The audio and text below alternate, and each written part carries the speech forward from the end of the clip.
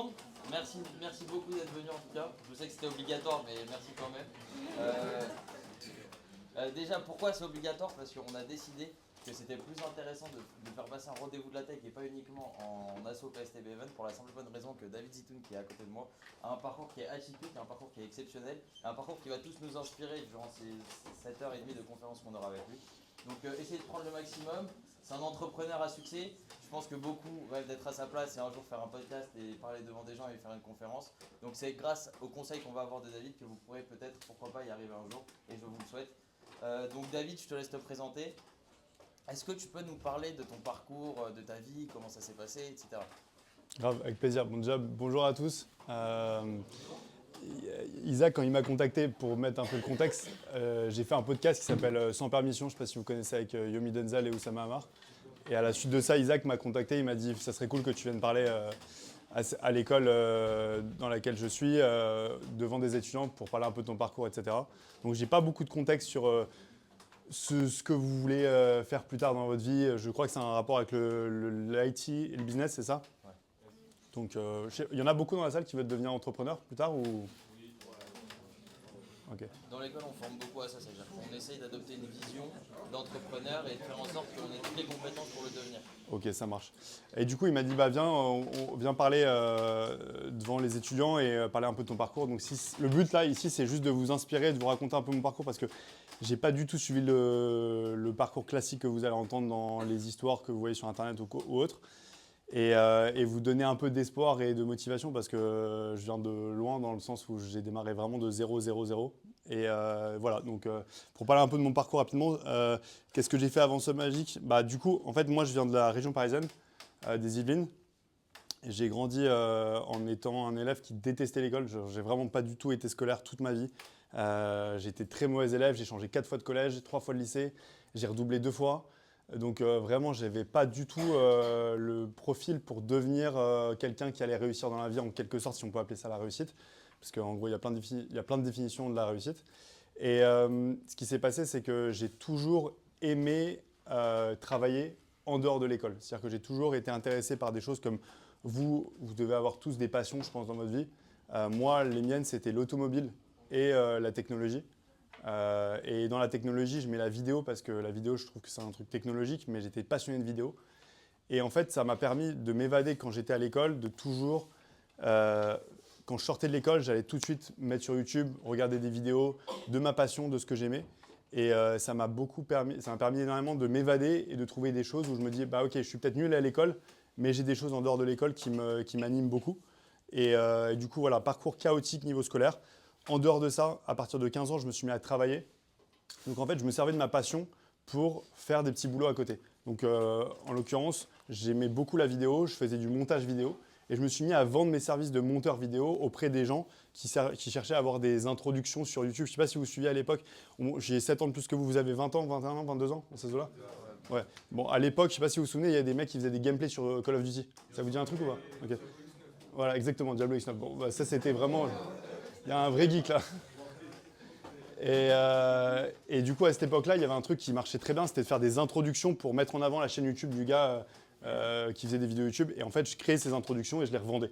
Et ça, c'était un premier truc que je faisais, mais en fait, ça me permettait d'utiliser ma passion pour me rendre compte que, en fait, elle avait de la valeur. Et ce que je faisais, ça pouvait avoir de la valeur auprès des gens et que l'école n'était pas que la voie qui allait me permettre de faire des choses.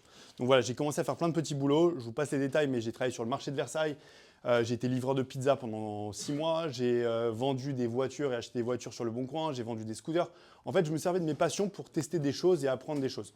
Voilà, globalement, ce que j'ai fait jusqu'à mes 18 ans, j'ai passé mon bac en candidat libre que j'ai eu. Et voilà, et après ça, il y avait un truc que moi j'avais besoin de faire, c'était de partir de France à ce moment-là. Donc je sais pas, il y en a d'entre vous qui sont déjà partis de France ou qui avaient voyagé dans un autre pays anglo-saxon ou autre ou ben? Ouais, je pense que ouais. Ouais. Il y en a qui ont envie de partir de France. Vous voyez genre rester en France plus tard ou vous voyez partir de France? Pourquoi vous voulez partir de France?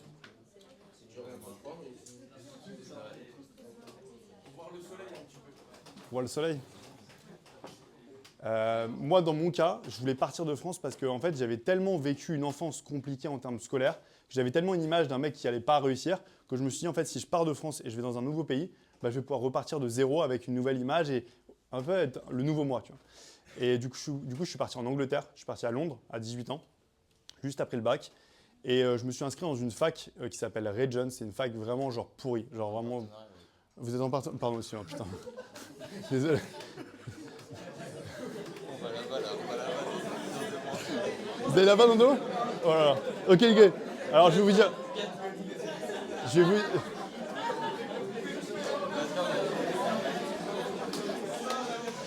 Alors attendez. Je vais vous dire. On va placer le contexte. Ouais. En gros, nous, chaque année, on a une learning expedition. Ok. Donc, c'est-à-dire, on part 5 jours dans une école à l'étranger. Nous, par Ok. exemple, l'année dernière, on était en Finlande, en Estonie, on travaillait là-bas. Ok. L'année dernière, ils étaient en Croatie. Et cette année, on va à Londres. Ah, j'ai chaud là. Donc, reprends ta phrase, vas-y. Ok, donc Regent, c'est vraiment une putain d'université trop bien. Non, vous allez à Regent vraiment en Angleterre? C'est vrai. Ok, bon, alors je vous le dis, c'est une université où vous vous éclatez. Genre vraiment, c'est la folie. Non, mais vraiment, c'est la vérité. C'est juste que ne comptez pas apprendre des choses qui vont vraiment. 5 jours, quoi. Ah, ok, bon, voilà. Okay. Donc, en fait, moi, je me suis inscrit là-bas pour faire un cursus de 3 ans parce qu'en fait, mes parents, ils m'ont dit si tu veux qu'on t'aide un petit peu à aller en Angleterre, tu dois aller faire des études dans une université.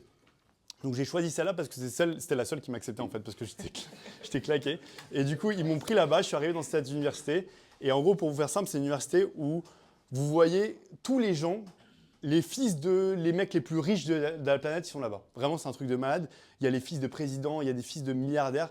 Et je me suis retrouvé dans cette fac où moi, je viens pas du tout de ce milieu-là. Mais ça m'a permis de voir un univers que je connaissais pas du tout, qui m'a vachement inspiré. Ça, pour le coup, c'était une bonne chose à Regents. Et tu vois des mecs, tu arrives à l'école, tu vois un mec qui arrive en Rolls-Royce à l'arrivée de l'école. Genre vraiment, tu as 18 ans. Moi, je venais en métro, tu vois. Et donc, mes parents, ils m'ont payé cette université pour m'aider au début. En gros, pour la faire simple, j'ai tenu 3 mois dans l'université avant de donner ma démission et d'arrêter la fac. Mais voilà, et donc à ce moment-là, à Londres, je me suis servi de ce moment-là où j'étais à Londres dans mon univers pour me dire, bah, ok, je démarre une activité, j'avais vraiment envie d'entreprendre. Et donc j'ai démarré ma première société à ce moment-là. Voilà, on rentrera peut-être dans les détails après de ce que j'ai fait étape par étape, quelle société j'ai montée. Mais j'ai commencé à entreprendre réellement ma première société à 19 ans quand j'étais à Londres. Et du coup, j'ai arrêté les études à ce moment-là et je me suis lancé dans la vie active. Et c'était pour moi, voilà, je sais que vous êtes en train de faire vos études et tout, et je ne suis pas en train de vous dire genre les études c'est de la merde ou c'est bien, mais c'est juste, il y a des cas pour certaines personnes. Moi, dans mon cas, j'avais beaucoup de mal à étudier, mais ça a permis à. Enfin, j'ai plein de gens que je connais autour de moi qui les études leur ont permis de les canaliser pour les emmener là où ils voudraient aller plus tard. Donc voilà un petit peu mon parcours jusqu'à mes 19 ans, jusqu'à ma première société. Ok, très bien. Tu nous as parlé beaucoup d'entrepreneuriat. Pour toi, c'était une solution ou c'était bien genre juste une opportunité que tu as saisie ou c'était une évidence pour toi? Qu'est-ce qui t'a attiré dans l'entrepreneuriat et pas juste dans le salarié classique? Ok, alors l'entrepreneuriat pour moi, je pense que tu nais entrepreneur ou en fait, je sais pas, cette question, on me l'a posée récemment, je parlais de ça avec Oussama Hamar parce qu'on avait ce débat, est-ce que tu nais entrepreneur ou tu le deviens? Et en vrai de vrai, je pense que moi, depuis que je suis petit, j'ai toujours détesté avoir des ordres. Voilà, c'est genre dans mon profil, je ne sais pas s'il y en a d'entre vous, vous sentez ça, vous détestez qu'on vous donne des choses à faire, ou qu'on dise vous devez faire ça, ci, ça ou ça. Il y a des gens qui adorent et c'est très bien et il en faut. Mais moi, dans mon cas, je savais que je pouvais pas. Enfin, j'avais envie de décider par moi-même ce que j'avais envie de faire. Donc très jeune, je faisais mes propres choses, même vendre des vidéos, même vendre des montages vidéo, c'est une sorte d'entrepreneuriat parce que je suis à mon compte, je cherche mon client, je négocie avec lui et j'ai la liberté de faire ce que je veux. Et pour moi, le sujet, c'était plus un choix de liberté, plus que de est-ce que tu es entrepreneur ou tu n'es pas entrepreneur. Pour moi, quand tu es entrepreneur, tu as une sorte de liberté qui est de te dire, bah, en fait, tu fais ce que tu veux le matin quand tu te lèves. Si tu n'as pas envie de travailler, bah, tu ne gagneras pas d'argent et c'est fine, c'est ce que tu veux. Donc voilà, moi, j'étais très entrepreneur dès que j'étais très jeune. J'ai toujours su que j'allais devenir. Voilà, c'était un peu évident. Ok, donc ça veut dire que ceux qui veulent le devenir et qui n'ont pas de compétences, ils doivent faire comment? Mais en fait, ceux qui veulent le devenir, il n'y a pas une question d'avoir des compétences entrepreneur, ce n'est pas une question de skills en fait. C'est juste une question de mindset. Est-ce que tu as envie de faire tes choix ou tu as envie qu'on décide pour toi ce que tu veux faire? C'est plus ça être entrepreneur pour moi. Et si tu as envie de faire tes propres choix, dans ces cas-là, je dirais que ça passe uniquement par les expériences et prendre ton degré au risque que tu as dans ta vie. Genre, je ne sais pas s'il y en a d'entre vous qui aiment bien prendre des risques dans leur vie ou pas, ou il y en a qui détestent prendre des risques. Mais moi, en l'occurrence, moi, j'adore prendre des risques. Genre, j'ai pas peur de prendre des risques. Et je les mesure, je les pondère. Et du coup, j'ai jamais eu peur. Il y en a qui disent, ouais, avant de me lancer, il faut que je vois si ça va le faire, ça va pas le faire et tout. Et moi, je me suis dit, c'est quoi le pire des scénarios qui puisse se passer si je me lance? En fait, qu'est-ce qui se passe? Si jamais je me lance et je me rate, qu'est-ce qui se passe? Je vais mourir? Non, je vais pas mourir. Est-ce que je vais perdre tout mon argent? Non, parce que j'ai pas investi d'argent. Est-ce que je vais me retrouver à la rue? Non. Et c'est quoi mon gain potentiel? Bah, mon gain potentiel, c'est peut-être si ça marche, bah, je vais me développer, je vais peut-être gagner de l'argent, je vais rencontrer des gens. Donc en fait, je vois, c'est toujours une question de risk-reward. C'est quoi le risque que j'ai et c'est quoi le reward potentiel que je peux avoir si je me lance? Tu vois, dans n'importe quelle activité. Et à chaque fois, le reward, il était bien plus élevé que le risque. Tant que je risque pas ma vie, qu'est-ce qui peut m'arriver de pire, tu vois, au pire des cas. Et donc en fait, c'est toujours ça. Et donc tu peux le devenir en testant, en prenant le risque, en ayant confiance en toi. Tu vois, c'est pour ça que je pousse toujours les gens à gagner confiance en vous, à faire des choses qui vous passionnent, parce que les choses qui vous passionnent, elles vous donnent confiance en vous. Et quand vous avez confiance en vous, vous prenez des risques. Et quand vous prenez des risques, vous avez des résultats. Donc voilà, c'est juste ça. Si demain tu me dis par exemple, va te mettre à être prof de sport, j'ai jamais été dans le sport muscu et tout, jamais de ma vie, genre je suis nul en fitness, bah, je vais avoir pas trop confiance en moi, donc je vais potentiellement pas le faire parce que j'ai peur de rater. Par contre, si tu me dis, vas-y, demain je lance un truc dans la vidéo parce que c'est mon domaine, bah, je vais avoir vachement confiance. Je sais que j'ai potentiellement pas beaucoup de risques de me rater parce que je connais bien ce domaine, donc je vais le faire. Donc c'est pour ça qu'il y a un truc à se poser quand vous voulez vous lancer dans votre vie plus tard, dans votre première entreprise. Demandez-vous, c'est quoi votre domaine qui vous fait, vous, la différence? Où est-ce que vous êtes meilleur que 99% des gens?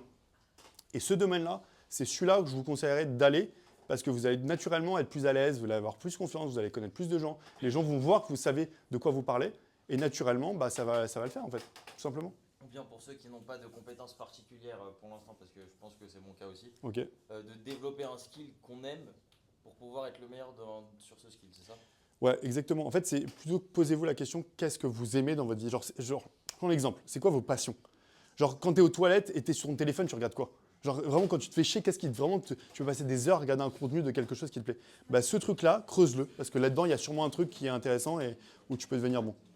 Ok, on parle beaucoup de réussite dans les entrepreneurs, mais on oublie souvent les échecs. Est-ce que tu as des échecs qui t'ont marqué et qui ont fait que tu en es là où tu es aujourd'hui? Ouais, bien sûr, les échecs, ça fait partie du chemin. Et vous voyez vraiment les échecs, et c'est une phrase bidon, je vais peut-être vous dire, vous allez l'entendre, mais en fait, le succès, c'est un ensemble d'échecs que vous accumulez ensemble pour trouver le chemin du succès. C'est bizarre à dire, mais vraiment, l'échec fait partie de la réussite. Ça fait partie du chemin pour te reformer à être meilleur et à dire, ok, bah, cette erreur, je l'ai déjà faite, alors je vais prendre ce chemin-là, et du coup, ça va mieux marcher la prochaine fois. Mais ça fait partie du chemin. Il n'y a personne que je connais qui a réussi du premier coup. Genre personne, vraiment. Genre vraiment, ça c'est toujours un cumul d'échecs. Moi, un gros échec que j'ai eu, c'est ma deuxième entreprise. Après avoir monté ma première société dans les paris sportifs, je suis parti en Égypte monter une marque de culottes menstruelles. Tu connais cette histoire? Bah oui. Ok, bon, bref, voilà. C'est une marque que j'ai pensé, j'étais convaincu de moi. Je pensais que j'avais tout ce que je touchais, ça marchait. Donc je suis parti en Égypte monter une marque de culottes menstruelles. Pour ceux qui ne savent pas, la culotte menstruelle, c'est un produit. Vous connaissez les filles, les culottes menstruelles? Ok. Bon, c'est un produit un peu bizarre, je sais. L'idée, elle était chelou, mais en fait, c'était un produit qui avait beaucoup de potentiel. Je voyais beaucoup d'opportunités en Europe pour ce produit-là et surtout dans le monde arabe, parce que dans le monde arabe, il n'y avait pas encore de solution pour les femmes du monde arabe pour se protéger avec les protections hygiéniques. Parce que là-bas, c'est un sujet hyper. C'est l'air chaud de parler de règles, etc. Donc il y avait un vrai sujet autour de ça. Et du coup, je suis parti là-bas sans connaissance du textile, sans connaissance des femmes, sans connaissance des culottes menstruelles, de rien du tout. Et je me suis pris une claque parce que en fait, cette société, elle m'a coûté beaucoup d'argent. C'était beaucoup d'investissement, de temps, d'efforts personnels et d'argent. Et en fait, sur place, on s'est rendu compte que le marché, c'était totalement différent, que les gens, ils n'achetaient pas de la même façon qu'en Europe. Et voilà, je te la fais longue, mais l'histoire, elle a duré 1 an et demi. Au bout d'un an et demi, j'ai eu une grosse dispute avec l'associé avec qui j'ai monté cette entreprise. Différence de vision, différence de façon de voir les choses en termes de vendre le produit. Et en fait, je me suis rendu compte que ce n'est pas un produit qui me correspondait. Donc en fait, résultat, oui, c'était un échec. Ça ne me passionnait pas. Tu vois, on en revient au point de la passion. Ça ne me passionnait pas. Du coup, j'étais pas bon. Et du coup, je n'ai pas réussi. Et du coup, au bout de 2 ans, c'était un échec parce que j'ai arrêté la boîte. J'ai quitté la boîte. J'ai perdu de l'argent. J'ai perdu du temps. Mais finalement, je me suis rendu compte que cette expérience, elle m'a servi. Genre, je ne serais pas là à vous parler si je n'avais pas eu cette expérience, objectivement. Parce qu'elle m'a permis de savoir ce que j'avais vraiment pas envie de faire. Je savais que j'avais plus du tout envie de faire du textile. Et ça compte énormément. Parce qu'en fait, tout ce que vous allez faire durant vos 20 ans jusqu'à vos 35 ans, je pense, et même moi, je continue à le faire, c'est apprendre à se connaître. C'est juste ça, en fait, le skill. C'est, en fait, si tu sais qui tu es, bah, tu vas naturellement aller voir les choses qui sont bien pour toi. Et c'est comme ça que tu vas trouver ta voie et que tu vas apprendre à te connaître. Par exemple, le truc des culottes, j'ai appris à me connaître. J'ai su que ce n'était pas un truc pour moi. Donc, du coup, ça m'a éliminé une voie et d'aller plus vite dans une voie qui me correspond le plus. Parfait. N'hésitez pas si vous avez des questions à chaque fois, n'hésitez pas à lever la main, on continue évidemment, mais n'hésitez pas. Très chill, si vous avez des trucs que vous n'avez pas compris ou un truc, n'hésitez pas à m'interrompre et tout, c'est important que vous compreniez. Donc là actuellement tu travailles, enfin tu as monté ta boîte Submagic, pour ceux qui ne connaissent pas, essaye de vendre le speech. Ouais, bah, Submagic rapidement, c'est un outil de montage vidéo spécialisé pour les formats verticaux. Les formats verticaux, c'est ce que vous voyez sur Instagram, TikTok, etc. Les formats où vous scrollez. Et c'est un outil qui va permettre d'ajouter sur vos vidéos verticales les sous-titres, les effets visuels, le hook que vous allez voir au départ, la bonne musique, pour naturellement faire un montage en 3 clics qui vous permettent de publier votre vidéo sur les réseaux et d'avoir plus d'impact. C'est ce qu'on fait, c'est notre métier. Et cette idée, je l'ai eue comment? En faisant des vidéos quand j'avais 15 ans, 14 ans, du montage vidéo. Et moi-même, je galérais à faire mes propres montages. Et du coup, j'ai trouvé cette solution en étant dans le concret, en faisant ces choses qui me passionnaient. L'idée m'est venue comme ça. Ok, très bien. Vous avez compris c'est quoi Submagic en mode, je sais pas si vous voyez les shorts là. Ouais, tout est fait par IA. C'est-à-dire qu'en fait, tu viens de mettre ta vidéo dans Submagic, automatiquement, on va retranscrire ce que tu dis, c'est-à-dire qu'on va savoir de quoi tu parles. En fonction de ça, on va te faire la transcription, les sous-titres, on va mettre le montage adapté à ce que tu dis. Si tu parles d'automobile, ben on va te mettre des emojis automobiles. Ouais, t'as une question? Est-ce qu'on peut mettre une longue vidéo qui fait Ouais, des cuts tout à fait. une minute par exemple? Ouais, exactement. On peut aussi faire dans Submagic, tu mets un long format, tu mets un podcast de 2 heures. Et naturellement, on va venir automatiquement trouver les moments les plus captivants et les découper pour t'en faire des shorts. Donc généralement, quand tu fais un podcast, par exemple, le podcast de Sans Permission, vous voyez plein d'extraits sur les réseaux sociaux. Bah, ce qu'ils font, c'est qu'ils mettent le podcast dans Submagic. Naturellement, on trouve les moments les plus captivants et ça en fait des shorts. Voilà ce que ça permet de faire. Donc c'est à cause de lui qu'on passe autant de temps sur TikTok. Ouais, c'est ça exactement. Question là-bas. Ouais. J'ai une question comme vous l'avez dit. Tu peux me tutoyer, pas les vous vraiment, s'il vous plaît. Il est fait. Comme tu l'as dit, t'as fait ça t'as eu quand t'avais 15 ans du coup. Ouais. Et avec TikTok qui est arrivé après, genre, je sais pas, 2000, je sais plus combien, est-ce que TikTok ça a été une idée en plus par rapport à ça ou c'était juste, t'avais déjà l'idée depuis longtemps et c'était juste de la chance? Ok. T'as saisi l'occasion de TikTok, c'est ça que je veux dire. Ouais, ok. C'est une bonne question. Alors en fait, pour vous expliquer, je me suis peut-être mal exprimé, mais en fait, j'ai commencé dans la vidéo à 15 ans. Et en fait, récemment, il y a 3 ans, j'ai monté une chaîne YouTube en parallèle pour mon kiff, pur plaisir autour des voitures. Parce que je vous ai dit, j'adore les voitures. Donc j'ai fait cette chaîne YouTube qui mixait vidéo, ce que j'aime, et voiture, ce que j'aime. Et en faisant cette chaîne YouTube, en fait, j'avais ce besoin moi-même, à cette époque-là où il y avait TikTok il y a 3 ans, de faire des short forms de mes vidéos YouTube. Et c'est là où j'ai réalisé que j'avais un problème parce que le montage, c'est moi qui le faisais. Et je passais beaucoup de temps à mettre les sous-titres, à trouver les moments captivants de mon montage. Je me suis dit, bah attends, si je passe autant de temps à faire ça et que je paye un monteur pour faire ça, je paye quelqu'un, pour moi, c'est douloureux. Donc ça veut dire que cette douleur que j'ai, il y en a peut-être des milliers d'autres sur la planète qui ont peut-être ce même problème. Et c'est comme ça que m'est venue l'idée. Les idées, elles ne viennent pas genre en mode tu te lèves un matin, putain, ça serait ouf de faire ça. Généralement, ça, c'est les mauvaises idées. Par contre, les bonnes idées, elles viennent quand tu fais face à un gros problème dans ta vie.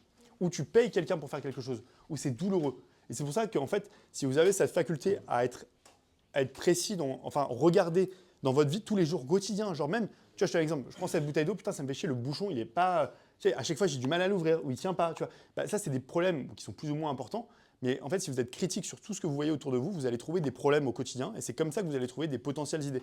Par exemple, genre, moi, j'ai lu un livre sur vous connaissez Waze, l'application? Bon, bah, cette application, j'ai écouté beaucoup le fondateur qui a raconté comment il en est venu à faire Waze. Et c'était intéressant parce qu'il expliquait que lui, il vivait à Tel Aviv. Et en fait, à Tel Aviv, il y a beaucoup de bouchons. C'est une ville où il y a tout le temps des bouchons. C'est bordel tout le temps.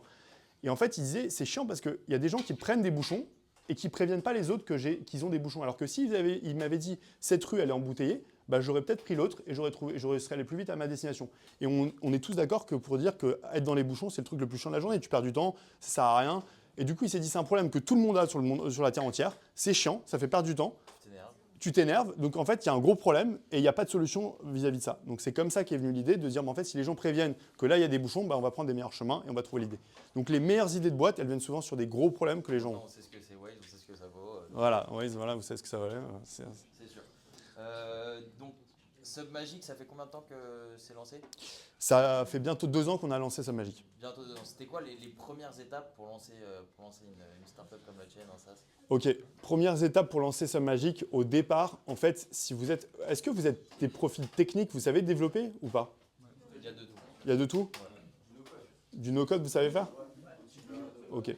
En fait, si on parle des SaaS, parce qu'on va parler des SaaS ici, parce que c'est ce que je fais aujourd'hui, les SaaS, les softwares.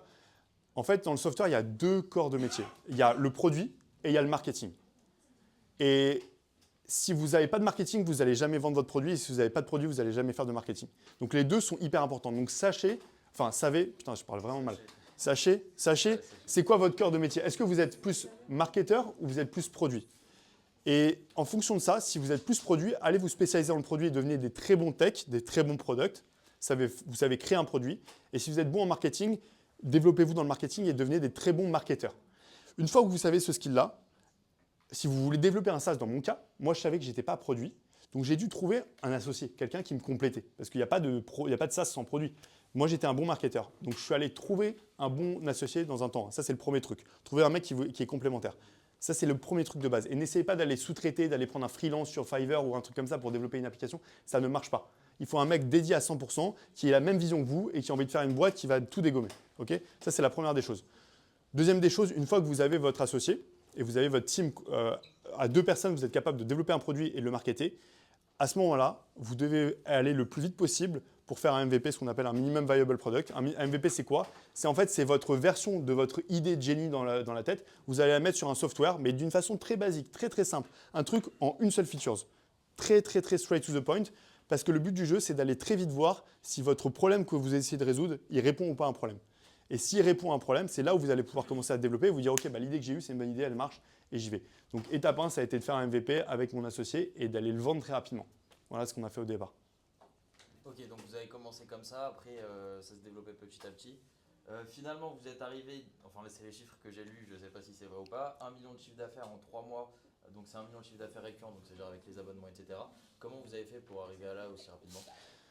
Et ce qui s'est passé, c'est qu'en fait, on est arrivé, il y a plusieurs choses. Je dirais qu'il y a le timing qui est important. Quand vous montez une boîte, il y a un truc qui est très important, c'est le time to market. C'est est-ce que vous êtes au bon moment pour les gens qui ont ce problème-là? Ou est-ce que, parce que tu vois, si demain je monte Waze, c'est certes, ça répond à un problème, mais en fait, ça fait 20 ans que ça existe Waze. Je suis en retard sur le marché. Donc ça ne sert à rien. Par contre, je peux être trop tôt aussi sur le marché. Et donc ça ne sert à rien aussi. Tu vois, par exemple, il y a des gens qui se lancent dans l'IA sur des problématiques qu'ils n'ont même pas encore, et du coup, il n'y a pas le marché en face. Donc, c'est une question de time to market. Est-ce qu'on arrive au bon moment sur le marché? Donc ça, nous, je pense qu'on est arrivé au pile poil au bon moment. L'arrivée des short form content qui est en train d'exploser, l'IA qui commence à arriver. Donc, il y avait ce problème-là qui commençait à se décupler, il n'y avait pas de solution. Ça, c'est le premier truc qui a fait que ça s'est très vite développé. Et le deuxième truc, c'est qu'on a été très rapide, dans le sens où, sur l'exécution de notre produit, quand on l'a lancé, comme je vous ai dit, on a fait un MVP très court, très rapide, et on a itéré dessus très vite. Et en fait, ce qui s'est passé, c'est qu'on a lancé la première version du produit qui était vraiment un produit très moche. Genre visuellement, il n'était pas beau, mais il fonctionnait. Et en fait, de là, on a pris les retours utilisateurs, on a très vite écouté les clients et on a co-construit le produit avec eux. Et on a fait les bons choix de features au bon endroit, au bon moment. C'est ce qui a fait que le produit est devenu très bien, rapidement. Et quand le produit est très bien, vous utilisez un super produit, naturellement, les gens ils en parlent autour de vous et ils le recommandent. Et le bouche à oreille, c'est très puissant. Et ça a fait qu'on s'est très vite développé. Au-delà de ça, on a fait beaucoup de marketing, on a mis beaucoup d'efforts en influence, etc. L'IA, vous l'avez développé vous-même ou avec une équipe? Alors nous, l'IA, en fait, pour que vous sachiez, il y a 95% des boîtes que vous voyez qui parlent d'IA, qui s'appellent AI, je sais pas quoi. En fait, ils ne développent pas leur propre IA. Okay, ils passent par OpenAI, ils passent par des services comme Claude, comme Anthropic, etc. Ils viennent construire leur propre service au-dessus des IA qui existent déjà. Développer une IA, ça coûte des millions d'euros, des centaines de millions d'euros. Donc on n'est pas capable de faire ça. Par contre, nous, ce qu'on a fait, c'est l'intelligence métier au-dessus de cette IA. C'est de dire, par exemple, quand tu parles de voiture, pour reprendre ton exemple, en fait, on va mettre automatiquement le bon emoji, le bon b-roll, la bonne vidéo d'illustration. Ça, cette logique-là, c'est nous qui l'avons créée par-dessus les IA qu'on utilise.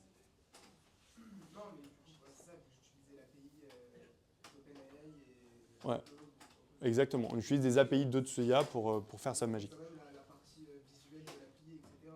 Bien sûr, bien sûr. Après, on doit co-construire. Là, ça, c'est le moteur intérieur. Mais après, nous, le service, l'editing, le software d'editing, c'est nous qui l'avons développé de A à Z. C'est votre équipe, c'est pas seulement que vous. C'est que nous qui avons développé ça. Moi j'ai une question. Est-ce que tu penses plutôt que pour réussir dans l'entrepreneuriat, aujourd'hui, le business doit être uniquement en ligne? Non. J'ai l'impression que les business physiques, à l'heure actuelle, ça fonctionne plus trop, on en entend moins parler du coup. En fait, c'est sûr que les business physiques, ça a des avantages et des inconvénients. Moi, je ne pense pas du tout que les business physiques, ça va s'arrêter. Ça dépend de ce que tu fais dans l'entrepreneuriat. Si tu veux montrer une boulangerie, des boulangeries en ligne, j'en connais pas beaucoup qui marchent bien. Tu vois. Mais si tu veux monter par exemple un software, bah, c'est sûr que c'est que du en ligne. Ça dépend de l'activité que tu fais. Moi, je pense pas du tout que. En fait, je pense que justement, au contraire, quand les gens pensent que c'est fini une industrie ou que le business physique c'est mort, bah, je pense que c'est justement là où tu vas aller te plonger dans le business physique et voir qu'est-ce que tu peux faire de nouveau qui peut être adapté au. Enfin, tu vois, un truc que les gens ne voient pas encore que tu peux faire en business physique. Mais moi, je pense de plus en plus que les gens, avec le temps qui passe, bah, ils vont être de plus en plus sur leur téléphone portable, ils vont être de plus en plus avec des IA, ils vont être de plus en plus à ne pas parler aux gens et être que sur leur téléphone.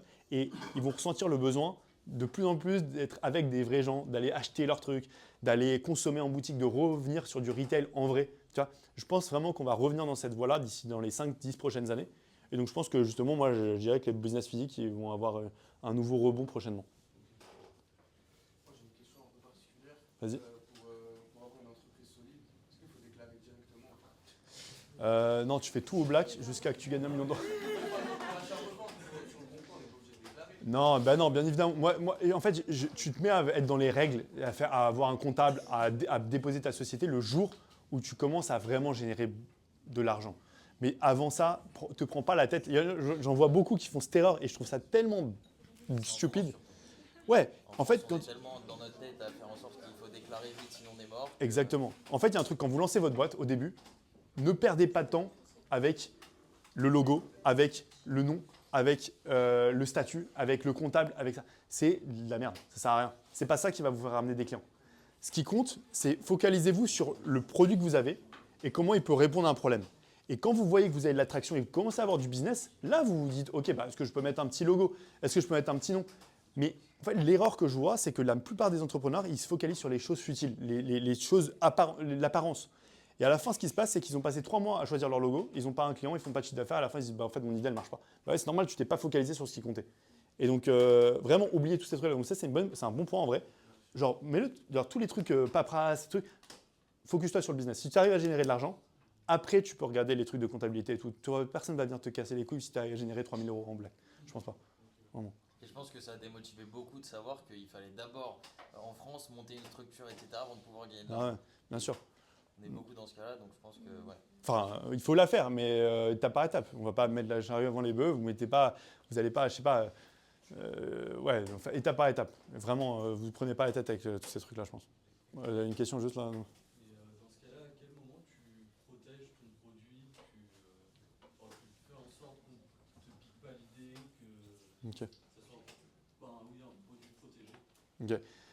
Il y en a beaucoup qui ont peur de divulguer leurs idées quand vous avez une idée. Vous avez déjà eu une idée de startup, genre vraiment pas mal, vous vous êtes dit putain ça c'est une bonne idée et j'ai pas envie d'en parler. C'est ton cas? Ok. Vous en avez beaucoup comme ça dans ce cas-là? Ok. Pour moi, c'est la pire des erreurs à faire dans l'entrepreneuriat, c'est de garder son idée pour soi-même et de se dire ok je peux pas en parler parce que quelqu'un va me la voler et je vais passer à côté de l'idée du siècle. Mon conseil, il est simple et c'est pas moi qui le donne, hein, c'est tous les entrepreneurs de la Silicon Valley ils disent la même chose. Quand vous avez une idée, parlez-en le plus possible autour de vous. Ayez des feedbacks, prenez des retours utilisateurs, demandez aux gens ce qu'ils en pensent parce que grâce à ça, votre idée, elle va mûrir. Si vous n'en parlez pas, vous n'allez pas pouvoir itérer sur votre idée. Vous allez construire votre idée dans votre coin et en fait, la probabilité qu'il y ait quelqu'un qui vienne et qui vous vole votre idée que vous avez eue et qu'il le fasse à votre place, mais elle est infime, elle n'existe quasiment pas. Il faut que vous tombiez sur un génie qui soit vraiment visionnaire et qui voit le truc que vous voyez. Mais c'est très compliqué. Donc, en fait, je vous dirais, protection de l'idée et partager et parler autour de l'idée, ça faites-le le plus possible. La protection, c'est de l'argent que vous allez investir pour protéger votre marque, votre nom de domaine, votre truc. Faites-le plus tard. C'est pas grave. Faites-le quand vous voyez que vous avez de l'attraction. Pareil, en temps 2. Moi, une somme magique, on l'a déposée quand on faisait 1 million de chiffre d'affaires. Alors, avant ça, tout le monde pouvait prendre somme magique. Et d'ailleurs, il y a quelqu'un qui a acheté sommemagique.com. Nous, c'est sommemagique.co. On s'en fout. Ça change rien. C'est pas ça qui fait le business. Lui, il sait pas faire le marketing qu'on sait. Il sait pas faire le produit qu'on fait. Ça sert à rien. Donc, on a attendu vraiment longtemps avant de faire les dépôts de trucs et tous ces trucs-là qui prennent la tête, qui prennent de l'énergie, qui servent à rien, enfin qui servent, mais qui coûtent de l'argent. Vous avez dit que vous aviez débuté votre première entreprise entre 18 ans et 19 ans, si je ne me trompe pas, qui était Paris Sportif. Ouais. Votre capital initial, il était de combien? 500 €. 500 €. On n'avait rien. Rien. Tu peux plus te pencher sur qu'est-ce que tu as fait dans les paris sportifs? Ouais, vous connaissez peut-être, je sais pas si, c'était il y a 5-6 ans, donc vous ne pouviez pas jouer encore au Paris sportif à cette époque-là. Pas légalement. Pas légalement. Bon, en fait, c'était avant la Coupe du Monde 2018. Moi, j'étais à Londres à ce moment-là et en fait, il y avait beaucoup de gens de mon entourage autour de moi qui jouaient au Paris sportif. Voilà, tout simplement. Qui jouaient en ligne sur les sites Betclic, Winamax que vous connaissez, Unibet, et qui perdaient beaucoup d'argent. Parce qu'en fait, leur but, c'était de gagner de l'argent. Voilà, donc ils se sont dit, je vais jouer au Paris sportif pour gagner de l'argent. La réalité, c'est qu'ils perdaient tous de l'argent. Et un jour, j'ai rencontré un gars qui s'appelle Alexis, qui était un joueur de paris sportifs, mais qui gagnait plus que les autres. Il avait plus de gains que les autres en moyenne. Donc je me suis dit, ce gars, il est intéressant, je vais voir ce qui fait différent par rapport aux autres, pourquoi il gagne plus que les autres. Et je me suis rendu compte que ce gars, il était juste passionné de paris sportifs. Il passait sa journée à regarder des matchs sur sa télé, dans sa chambre, à Londres, et à consommer des contenus, et à parier, à parier, à parier. Il avait une expérience que les autres n'avaient pas. Et je me suis dit, bah ok, on va faire un truc. Au lieu que tes paris, tu les gardes pour toi et que tu paries dans ta chambre, bah en fait, on va communiquer tes paris au reste de la France entière. Parce qu'il y a peut-être d'autres gens qui ont envie de parier et qui ont envie d'avoir tes conseils. Et en fait, le business, c'était quoi? On était les premiers sites de conseils en paris sportifs que vous avez dû entendre par la suite. À l'époque de Billionnaire Prono, KBS Prono, vous connaissez ces trucs-là? Ça vous dit un truc? Voilà, exactement. Et en fait, on conseillait les Français à parier sur les paris sportifs sous forme d'abonnement. Donc, on a commencé le business avec quoi? Un compte Snapchat, 0 €. Un mec qui faisait des vidéos et qui expliquait les paris qu'il faisait. Il documentait sa vie, il filmait tous les matins, il se prenait. Voilà, ce matin, je vais voir le match de Federer, je vais voir s'il a gagné. Je vais mettre ça, je vous envoie un pronostic dans ça. On a construit une communauté comme ça gratuitement, au fur et à mesure, en bouche à oreille. Et une fois qu'on avait une communauté, on n'a pas dépensé 1 €. On a créé un site internet avec les 500 € de départ. Et ce site internet, il faisait quoi? Tu pouvais mettre ta carte bancaire, tu pouvais prendre un abonnement et tous les jours, tu avais un pronostic qui était affiché sur le site. C'était tout. C'est un site hyper simple. Et on a lancé le site comme ça. Et c'est parti. Pour vous donner une idée, en 1 mois, on avait fait 100 000 de chiffre d'affaires avec ce site-là. Très rapidement. Parce qu'il y avait tellement un besoin de gens qui voulaient parier. Il n'y avait pas de solution à cette époque-là. C'était en 2017. Et du coup, bah voilà, on a pu démarrer la société avec quasiment rien. Tu vois. Pour ces premières sociétés, ce qui a fait la différence, par exemple, entre ta boîte de paris sportifs et Billionnaire Prono, par exemple, c'est le marketing du coup. Ouais, c'était un business très lié au marketing. C'est-à-dire que, en fait, oui, les pronostics étaient meilleurs que d'autres et tout, mais au final, tout le monde avait soi-disant une expertise. Mais en fait, ce qui faisait la différence, c'était comment tu pouvais faire en sorte que tu sois le mec de référence en France sur les paris sportifs. Et donc, Billionnaire, il avait sa stratégie parce qu'il était connu par les réseaux sociaux. Nous, on avait une autre stratégie qui était le petit jeune de 19 ans qui était à Londres, qui avait envie de tout dégommer. Chacun avait une stratégie marketing différente. Il faut vendre un train de vie. Malheureusement, dans ce business-là, et c'est pour ça que je suis sorti de ce business-là, parce qu'il ne me correspondait plus du tout au bout de 3 ans, mais c'est qu'en fait, tu vends du rêve aux gens. Tu vends une réalité qu'eux aimeraient avoir. En fait, tu vends la vie que vous avez tout. On a tous envie d'avoir cette vie du mec de 19 ans qui roule en Bentley, qui gagne une tonne d'argent, etc. parce qu'il joue au paris sportif et que l'argent, il est comme ça. Mais ça, c'est une réalité qui, malheureusement, elle n'est pas forcément très vraie. Et en fait, il y a plein de gens qui tombent dans le panneau aujourd'hui. Encore aujourd'hui, avec les trucs de trading que vous voyez, crypto-monnaie, tous ces trucs-là. En fait, les ventes de formation, en fait, c'est toujours pareil. En fait, on vous vend un rêve, un idéal que vous voulez avoir. Et malheureusement, le seul qui gagne de l'argent dans l'histoire, ce n'est pas celui qui achète de la formation, c'est celui qui la vend. Exactement. Même les trucs pyramidales, un peu. En fait, tous les trucs où vous voyez argent facile, où vous dites « Ah putain, je pourrais gagner de l'argent demain », ça pue. En fait, dites-vous qu'il y a une douille, tout le temps. Est-ce que tu penses que pour commencer, on est obligé de. Imaginons qu'on a un capital comme le tien de 500 €, on est obligé de passer par là. C'est-à-dire par là, par faire de la douille. Pas de la douille, mais. Pas de la douille, mais vendre un peu du rêve aux gens. C'est pas vraiment. Non, tu n'es pas du tout obligé de passer par là. Moi, il m'a fallu passer par là parce que je connaissais rien à l'époque et j'étais curieux et je ne me rendais pas compte, j'avais pas d'expérience, tu vois, je sais pas ce que je voulais faire. Mais je connais plein d'exemples et Somme Magique, c'est le cas. Somme Magique, on a démarré Somme Magique avec 1 000 €, pareil, rien. C'est juste qu'on a fait un business différent, dans une industrie différente, avec un truc qui aidait les gens et qui les détruisait pas. Mais non, tu n'es pas obligé de commencer par faire un truc pas forcément très clean pour gagner de l'argent et pour t'en sortir, du tout. Comment t'en es arrivé à rencontrer Oussama et Yomi? Et deuxième question, ça va suivre un peu. D'un point de vue du podcast que tu as réalisé avec eux, est-ce qu'il y a eu par rapport à la visibilité, etc., et aux gens qui peuvent regarder ce podcast, est-ce qu'au niveau de la boîte, tu as eu une montée de chiffre d'affaires fulgurante ou pas? Tu as senti quelque chose dans ce domaine-là? Ok. Alors Yomi et Oussama, moi je les connaissais pas personnellement. En fait, c'est Yomi qui m'a contacté sur LinkedIn. Voilà, tout simplement, il y a genre 3 mois, il m'avait contacté, il m'a dit voilà, en fait, quand tu commences à avoir une boîte qui marche, les gens parlent de ta boîte, donc tu postes sur LinkedIn aussi, donc tout ce qui est personal branding, je ne sais pas si vous comptez peut-être en faire dans votre vie, etc. Moi, je vous conseille de faire du personal branding à 100 000 %. Genre, dès que vous pouvez parler de vous, vous mettre en avant, parler de ce que vous faites d'une façon qui est bonne, hein, parce que vous faites des choses bien, en fait, ça peut que vous apporter du positif dans votre vie. Ça va vous apporter des connexions, ça va vous apporter de la crédibilité. Et c'est ce qui s'est passé avec Somme Magique, tu vois. Donc, en fait, les gens ils ont commencé à m'assimiler à Somme Magique. Ça parle, voilà, j'ai été invité dans des podcasts, de fil en aiguille, il a dû voir parler de Somme Magique. En fait, il avait vu une vidéo que j'avais faite pour Alex Hormozier. Vous connaissez Alex Hormozier? Bah voilà, j'avais fait une vidéo où j'étais parti voir Alex Hormozier aux États-Unis. Et en fait, il a vu la vidéo, il l'a trouvée intéressante et il m'a proposé de venir dans le podcast. Et par rapport à ta deuxième question sur le chiffre d'affaires, pour être tout à fait honnête avec toi, pas forcément. Je peux pas te dire comme ça, je ne sais plus si on a analysé ça exactement, mais en fait, c'est sûr que ça apporte de la notoriété, de la visibilité, de l'image de marque. Après, en termes de chiffre d'affaires, de croissance, exactement, je ne sais plus. Il ne faut pas s'attendre parce que tu passes dans un podcast que directement ton business il explose ou quoi que ce soit. Ok. Quel conseil, je pense que ça peut être intéressant, ça, quel conseil tu pourrais donner à des étudiants comme nous, assez jeunes qui souhaiteraient débuter dans l'entrepreneuriat et réussir sa vie un jour? Ah, putain, Elle est dure, celle-là. Faites des paris sportifs. Vendez des formations et allez faire de la crypto-monnaie. Non, franchement, le conseil plus simple que je peux vous donner, c'est de rentrer chez vous ce soir et prenez une feuille et marquez genre ce pourquoi vous pensez être passionné de quelque chose. Et essayez de vous dire, ok, moi j'ai vraiment un truc où je peux me dire dans les 10 prochaines années, je pourrais travailler dans ce domaine-là, ça m'anime, vraiment ça me passionne. Et si vous n'avez pas ce truc-là encore, c'est pas grave, ça prend du temps avant de trouver ça. Mais dites-vous, ok, il faut que je trouve dans les 3 prochaines années ce qui me passionne vraiment. Ce pourquoi je suis vraiment fait pour. Tu vois, est-ce que c'est la restauration, est-ce que c'est l'hôtellerie, est-ce que c'est qu'est-ce qui vraiment me fait kiffer? Sans penser à l'argent. Vous dites genre, si je devais gagner 0, quel domaine je choisirais pour travailler? Et allez dans ce domaine-là, si vous l'avez. Et allez dans ce domaine-là et ensuite commencez à vraiment être curieux dans ce domaine-là. Qu'est-ce que vous pouvez faire dans ce domaine-là? Quels sont les débouchés? Quels sont les problèmes dans ce domaine-là? On en revient aux problèmes. Et plus vous voyez les problèmes, plus vous pouvez vous dire, ok, en fait, c'est un domaine qui me plaît, je vois un problème, ok, je me lancerai là-dedans. Moi, c'est ce que je ferais parce que c'est ce qui m'a fait perdre du temps en réalité. Donc là, le conseil que je vous donne, c'est ce que j'ai gagné en 10 ans d'expérience, c'est j'aurais refait ça. Demain, je redémarre de zéro, j'ai 18 ans. Je me dis, ok, je suis passionné de vidéo, je suis passionné de voiture et il faut que je fasse un truc autour de ça. Parce que je sais que je suis meilleur. Je connais mieux les voitures que 99,9% des gens et je connais mieux la vidéo que 99,9% des gens. Donc je sais que je vais avoir un avantage concurrentiel par rapport aux autres. Donc je vais dans ce domaine-là. Voilà ce que j'aurais fait. Magnifique. Question? Moi j'avais une question. Est-ce que dans l'entrepreneuriat on est obligé de passer par la case partir à l'étranger? Est-ce que pour toi tu conseilles vraiment que en gros, c'est mieux qu'au bout d'un moment on s'exporte? Ok. Partir à l'étranger, pour moi, ça dépend des gens, ça dépend des profils que vous avez, mais pour moi, partir à l'étranger, c'est une façon de grandir une tonne. En fait, tu apprends énormément sur toi quand tu pars à l'étranger. Et on en revient au point de se dire, en fait, quand tu te connais, tu vas trouver ta voie plus rapidement. Quand tu pars à l'étranger, ça permet de faire face à des problèmes et tu vas tu vas vraiment savoir quelle est ta vraie personne.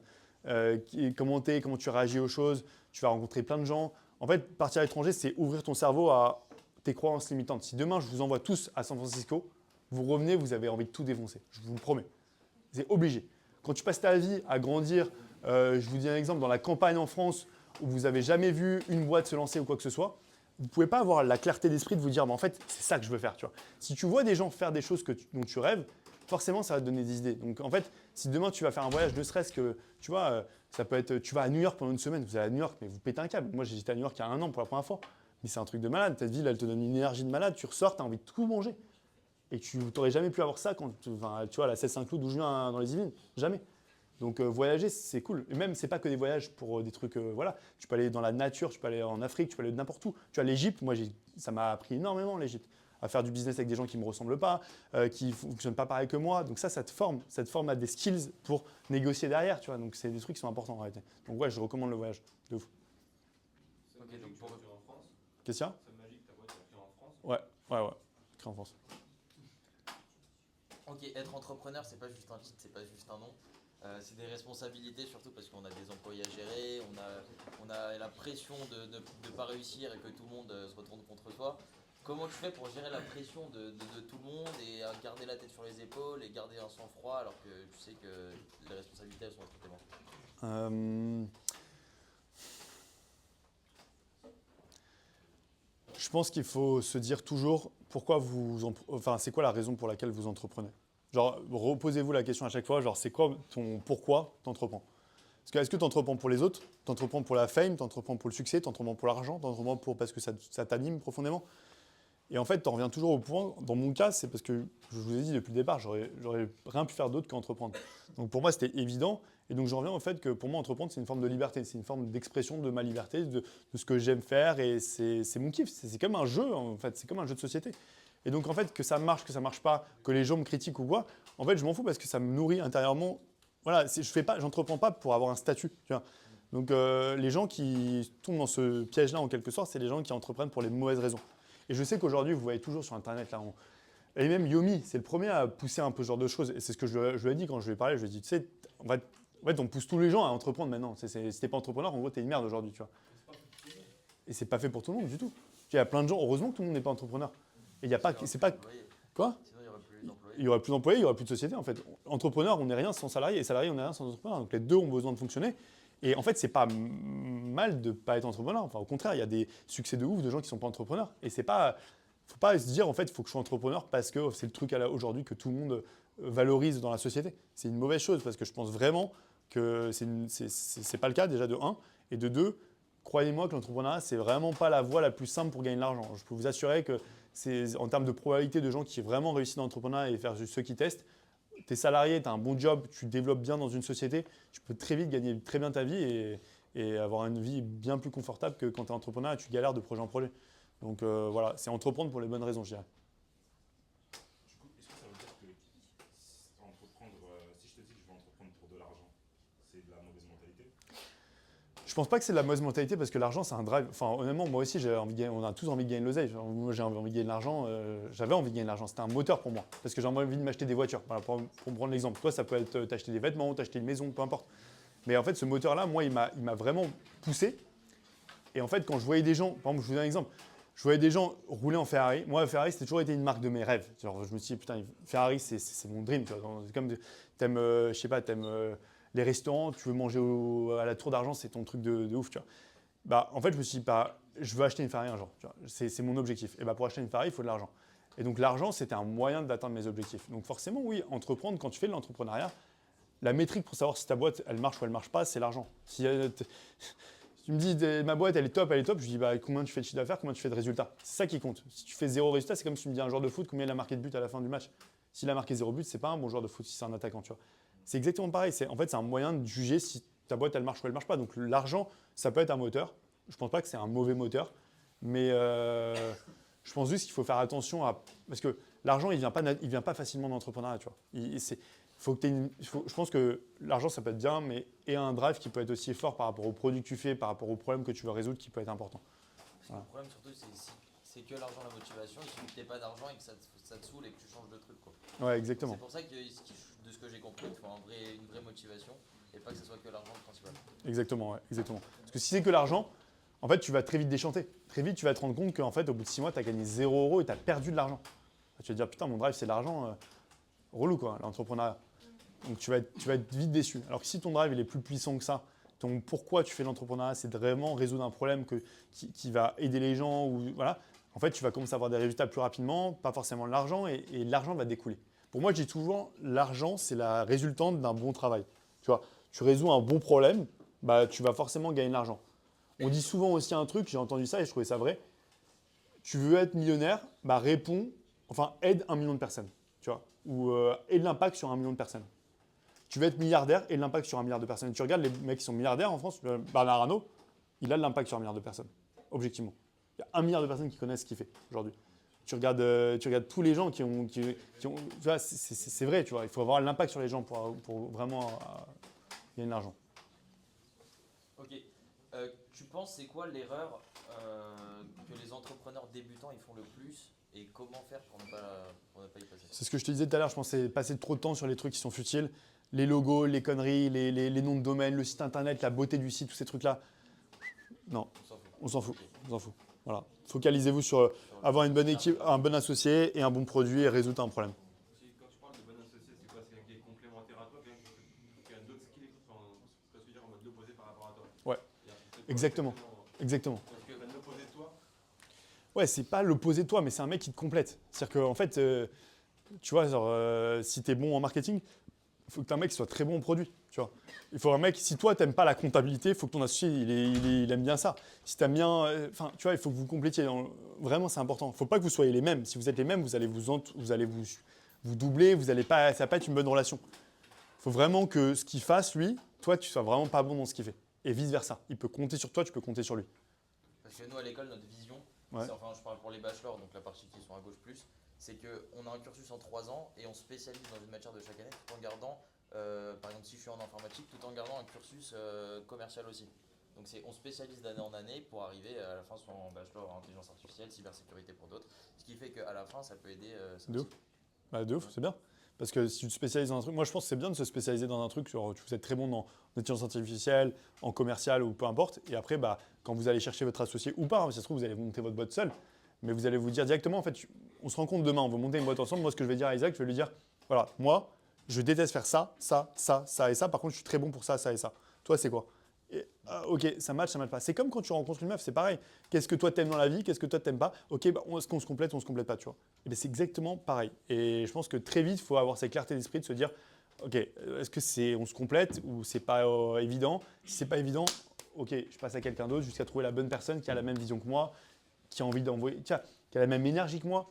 Par exemple, je vous donne un exemple. Si vous êtes quelqu'un de très ambitieux, vous avez envie de tout déchirer plus tard, vous avez envie de monter une boîte de ouf, et que vous rencontrez quelqu'un en face de vous qui a les skills qui vous complètent, mais le mec il est en mode genre, bah non, moi en fait, je veux une petite boîte voilà, je veux rentrer chez moi à 7h le soir, je veux voir ma femme, tu vois, parce que c'est ça mon bonheur à moi, tu vois. Et c'est très bien, il n'y a pas de question de jugement, mais vous n'allez pas être aligné. Et très vite, ça va poser problème, et très vite, vous allez vous rendre compte qu'il y a un désalignement et qu'en fait, vous allez perdre du temps et qu'en fait, il ne veut pas la boîte que tu veux et vice versa.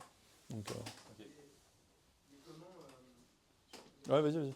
comment dans la quête en particulier, quand on commence un projet, comment trouver un associé par exemple qui se complète entre un développeur et quelqu'un qui se positionne plus comme en marketing, etc., la communication. Un application, ça. Bah, Tinder de l'associé. ouais, Tinder de l'associé, bah, ça existe. Hein. En fait, il y a des sites pour rencontrer des associés déjà. Ça existe. C'est des Tinder de l'entrepreneuriat, ça existe. Donc si vous cherchez des associés. Bah pourquoi? Le produit n'est pas encore créé, quoi. Oui, mais il faut bien quelqu'un pour le créer, le produit. Donc trouver la. C'est ça, il y a le développeur. Mais ce que je veux dire, par exemple, pour quelqu'un qui ne développe pas au début d'un projet, est-ce que c'est important Bien sûr, parce que le développeur, il n'a pas la vision du produit que tu veux. Le développeur, il ne parle pas avec les clients. Le développeur, il a pas. Enfin, tu vois, ça serait. Non, je pense pas. Je pense pas que c'est un cliché. Je pense que tu peux te démerder. En fait, je dirais qu'un marketeur, un commercial, il aura toujours besoin d'un mec tech s'il veut faire du software. Toujours. Par contre, un mec tech, il n'aura pas forcément besoin d'un commercial au départ. Effectivement, un mec tech, il peut savoir vendre, il peut savoir développer. Ce que moi, je ne sais pas faire, tu vois, par exemple. Donc, je dirais, celui qui est vraiment le roi dans le game, c'est le développeur ou l'ingénieur. Parce que lui, il a les doubles skills, généralement. Mais moi, je dirais qu'il y a beaucoup d'ingénieurs. Et de développer à l'école en plus. Ouais. Ouais. Bah, c'est top. Par exemple, ceux qui prennent le cursus tech, bah, on est aussi calé en tout ce qui est marketing, etc. C'est très bien. Parce que pour moi, les meilleurs profils, vraiment, et vous voyez, hein, c'est les profils ingénieurs qui savent faire de la technique, mais qui savent aussi vendre. Alors là, quand tu as ce profil-là, tu as ces doubles casquettes-là, en fait, tu as un. Tu fais ce que tu veux, quoi. Ouais, tu peux te débrouiller. Enfin, du moins, tu peux recruter, tu peux faire le 0 à 1 tout seul. Tu peux faire le 0 à 1 en recrutant les. Parce que imagine, je fais un exemple. Tu es très bon en technique, tu sais développer un produit. Par contre, tu connais rien au marketing, tu es claqué. Demain, il y a un mec qui va venir te voir et dit ouais, il faut vendre ton produit. Déjà, tu ne vas pas savoir le vendre et tu ne vas pas savoir juger qui sont les bons marketeurs. Et donc, tu ne vas pas savoir qui recruter avec toi, tu ne vas pas savoir qui t'associer. Et tu vas potentiellement faire des erreurs. Donc non, si tu peux avoir les deux, c'est trop bien, franchement. De ce qu'on a compris, ta partie c'était le marketing. Comment tu as fait pour que. C'était quoi ta stratégie marketing à toi pour que ça fonctionne? Comment tu as fait pour devenir connu Tu parles de Submagic? Ouais. Alors, Submagic, au début, ce qu'on a fait, c'est qu'en fait, nous, on a une particularité dans notre société, c'est que moi, j'ai jamais voulu lever d'argent. Voilà, il y a beaucoup de startups qui lèvent des fonds, vous voyez beaucoup de levées de fonds et tout, à droite à gauche. Moi, j'ai jamais voulu lever d'argent parce que, en fait, pour moi, lever des fonds, c'est un peu perdre ma liberté. Je vous ai dit que j'entreprenais pour la liberté, pour avoir faire ce que je veux tous les jours. En fait, quand tu commences à lever des fonds, tu prends l'argent de quelqu'un. En fait, à partir du moment où tu prends l'argent de quelqu'un, tu n'es plus libre. Parce que je te dois des comptes, parce que je t'ai pris ton argent. Et donc, moi, je ne voulais pas ça. Donc, du coup, on a développé la société sans lever des fonds. Donc, on a dû trouver des moyens d'aller acquérir des clients sans dépenser un euro. Et en fait, ce qu'on a fait, c'est qu'au départ, moi, j'ai dû réfléchir à des techniques un peu innovantes. Et en fait, ce qu'on a fait au départ, on a eu une tactique qui a vraiment bien marché. C'est qu'on est allé sur TikTok. On a pris tous les petits créateurs qui avaient entre 2000 et 10 000 abonnés sur TikTok, qui faisaient des vidéos. Généralement, ces mecs-là, ils ne gagnent pas d'argent. Ils font juste des vidéos pour leur kiff. Et en fait, j'ai contacté ces gens-là. Je leur ai dit, OK, j'ai un produit qui s'appelle Submagic qui permet de faire des sous-titres sur des vidéos comme ça. Tu vas créer un compte Submagic qui va s'appeler sur TikTok, qui va s'appeler Submagic Dorian, Submagic Best of, Submagic, peu importe, avec le logo Submagic. Et tous les jours, pendant un mois, tu vas publier une vidéo par jour sur ce compte-là en parlant de notre produit. Et la vidéo que tu vas faire, c'est une vidéo que je vais t'expliquer à faire. Ça va être toi qui vas te filmer, qui va dire voilà, tu veux ces sous-titres-là sur tes vidéos comme Oussama Ammar, comme Alex Hormozy, bah, je te montre comment faire en 3 minutes. Et il filme son écran et il monte Submagic et voilà. Et je dis tu fais la même vidéo tous les jours pendant 3 mois. tous les jours. Et le mec, je le paye 300 € par mois. Basta. Et le mec, il me dit, bah ok, c'est trop cool, ça me prend 30 secondes à faire la vidéo. J'ai un compte TikTok, je gagne 300 € à la fin du mois et il sait faire la vidéo. Et en fait, j'ai pris un mec comme ça, multiplié par 50 mecs. Et tous les jours, j'avais 50 vidéos qui étaient publiées sur TikTok de gens qui faisaient cette vidéo-là. Chaque jour, il y avait en moyenne 1 ou 2 vidéos par jour qui devenaient virales et qui faisaient plus de 200 000 vues. Une vidéo qui fait 200 000 vues, elle m'a apporté 10 000 $ de business. Donc en fait, en dépensant 300 $ par mois pour un gars, bah, j'avais un retour sur investissement qui était énorme. Et en fait, j'ai décuplé ça avec 50aine de créateurs en France et après aux États-Unis. Et en fait, naturellement, j'ai pu me développer sans dépenser beaucoup d'argent avec la viralité des réseaux sociaux. Voilà. Sans indiscrétion, si vous savez, vous êtes valorisé combien Submagic pour l'instant? Aucune idée. J'aime pas parler de valorisation parce que en fait, la valorisation, elle existe le jour où il y a quelqu'un qui est prêt à te payer de l'argent pour t'acheter ta boîte. En fait, dans les SaaS, on dit que la valorisation, c'est un multiple de l'ARR, un multiple du chiffre d'affaires entre 5 à 6 à 7 à 8, parfois 10. Donc voilà, tu prends ton ARR, tu le multiplies par 5, 6, ça fait plusieurs dizaines de millions d'euros. Et voilà, mais c'est potentiel, c'est théorique. C'est comme les gens qui vous disent ma boîte, elle est valorisée X milliards. En fait, elle n'est pas valorisée X milliards. Elle est valorisée le jour où il y a un mec qui est prêt à l'acheter X milliards. Elle est valorisée le jour où elle rentre en bourse et il y a vraiment des gens qui sont prêts à acheter cette valorisation-là. Mais la réalité des choses, c'est que c'est souvent le cas, c'est pas le cas. Enfin, bon, c'est du bullshit. Ok, l'intelligence artificielle, bon, c'est le secteur de demain, tu as su bien te positionner. C'est quoi pour toi le rôle de l'intelligence artificielle dans la création de contenu pour demain et est-ce que tu as peur de l'arrivée des agents IA par exemple, on sait que les agents IA, ça va arriver très bientôt, très prochainement, et que ça va être assez puissant. Est-ce que tu as peur pour ton business du fait que les agents IA vont pouvoir faire à peu près toutes les tâches qui sont faites par l'homme évidemment? Ouais, je pense que c'est une super. Vous avez vu ce qui se passe avec les agents IA là? Vous regardez tout? Ouais. C'est un truc incroyable qui est en train de se passer. Et je pense que ça va être une énorme opportunité dans les 5 prochaines années. En fait, c'est ouf parce qu'en fait, tu vas pouvoir remplacer un tas de métiers avec des agents qui vont faire le job d'un humain réellement de A à Z. Tu leur donnes un objectif et ils font le travail pour arriver à l'objectif. Alors qu'aujourd'hui, tu dois prompter à chaque fois l'IA pour faire des choses que tu lui demandes. Donc, elle va pouvoir se remettre en question par elle-même. Donc, c'est très, très, très, très puissant. Est-ce que j'ai peur? Non, j'ai pas peur parce qu'en réalité, je pense que ça touchera beaucoup de métiers qui n'arrivent pas à innover et qui sont un peu enterrés depuis plusieurs années dans un métier classique. Par exemple, le customer support, c'est un métier qui va, je pense, ça va prendre une claque grâce à ça. Mais dans le bon sens, en fait, ça va créer des nouvelles opportunités pour des gens, ça va créer des nouvelles opportunités pour des boîtes. Et je pense que les nouvelles technologies comme les agents IA, les opérateurs, etc., c'est des opportunités pour vous dire en fait, putain, c'est un putain de business que je peux faire demain où ça peut me permettre de développer ma boîte sans lever 1 €. Parce qu'avec un agent IA, ça ne me coûte rien et je peux développer mon projet sans aller lever des fonds, etc. Donc, super opportunité, il faut foncer dessus, il faut s'y renseigner. Soyez très curieux de ce qui se passe dans l'IA en ce moment parce que vraiment, franchement, je démarrais ma boîte à nouveau de zéro demain. Je me focaliserai à fond sur les agents IA et je regarderai ce qui se passe jusqu'à trouver un problème assez fort pour pouvoir le résoudre avec un agent IA. Ok, donc pour l'instant, Submagic, vous allez vous positionner comment par rapport aux agents IA pour être irremplaçable?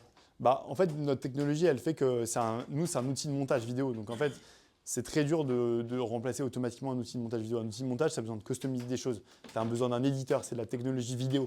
Donc c'est pas facilement remplaçable aujourd'hui. Mais on va s'adapter au fur et à mesure. Si on voit qu'il y a des agents IA qui peuvent faire ce qu'on fait mieux, bah, on va l'intégrer dans Submagic tout simplement. On va permettre à nos clients d'aller encore plus vite sur leur montage et c'est ce qu'on fera. Tu penses du coup ça va être dans l'intelligence artificielle, les business qui vont marcher demain, qui seront ouais. Bah, c'est une bonne opportunité. Vous voyez ce qui se passe. C'est comme l'arrivée d'Internet en 2000. Là, l'IA, on est dedans. Vous avez 20, 22 ans. Vous avez l'IA qui démarre maintenant. C'est comme si vous aviez 20, 22 ans à la bulle Internet en 2000. Genre, vous voyez toutes les boîtes qui sont lancées après ça, les opportunités que ça a créées, les agences de marketing, tous les trucs. L'avantage, c'est qu'on connaît le potentiel en plus, parce que ceux de la bulle Internet, ils ne savaient pas le potentiel qu'il y avait dans le Web 2, etc. Exactement. Alors que nous, on sait ce que ça vaut et on sait ce que ça peut rapporter. Exactement. Vous savez, à l'époque, on ne savait pas ce que ça allait donner Internet, c'est clair. Là, aujourd'hui, vous savez que potentiellement, si Internet, ça fait ça, bah, alors l'IA, moi, je pense que ça va faire 10 fois plus fort que ce qu'a fait l'Internet. Donc, ouais, vraiment, mais c'est un truc ça redistribue les cartes de l'économie. Okay. Vraiment. Là, si par exemple, tu n'avais pas Submagic, tu penses que tu te serais lancé dans quoi? Bah, je vous ai dit, je regarderai les agents IA à fond, je regarderai ce que ça permet de faire, je me renseignerai à balle là-dessus et j'essaierai de comprendre vraiment quel problème ça peut résoudre. Et j'irai dans une industrie qui me passionne et j'essaierai de résoudre un problème fort dans une industrie qui me passionne avec un agent IA. Okay. Voilà ce que je ferai. Ok. On sait que c'est un secteur qui est assez concurrentiel. Comment tu fais pour te démarquer de la concurrence et comment tu fais pour que Submagic ça soit le numéro 1 actuel? 3 choses. 1, un super produit. focalisez-vous sur le produit, sur ce que vous vendez. Toujours être focalisé sur est-ce que ça apporte de la valeur à mes clients, est-ce que ce que je fais, ça peut être mieux fait ou quoi. Mais vraiment, super produit. Nous, on est focalisé sur un produit en 3 clics en l'occurrence. Donc, tout ce qu'on fait, ça va être fait en 3 clics. Donc, très simple. Deuxièmement, une distribution qui cartonne. Donc, je vous ai parlé des techniques marketing juste avant, mais pensez à des techniques marketing fortes et innovantes que vous pouvez faire.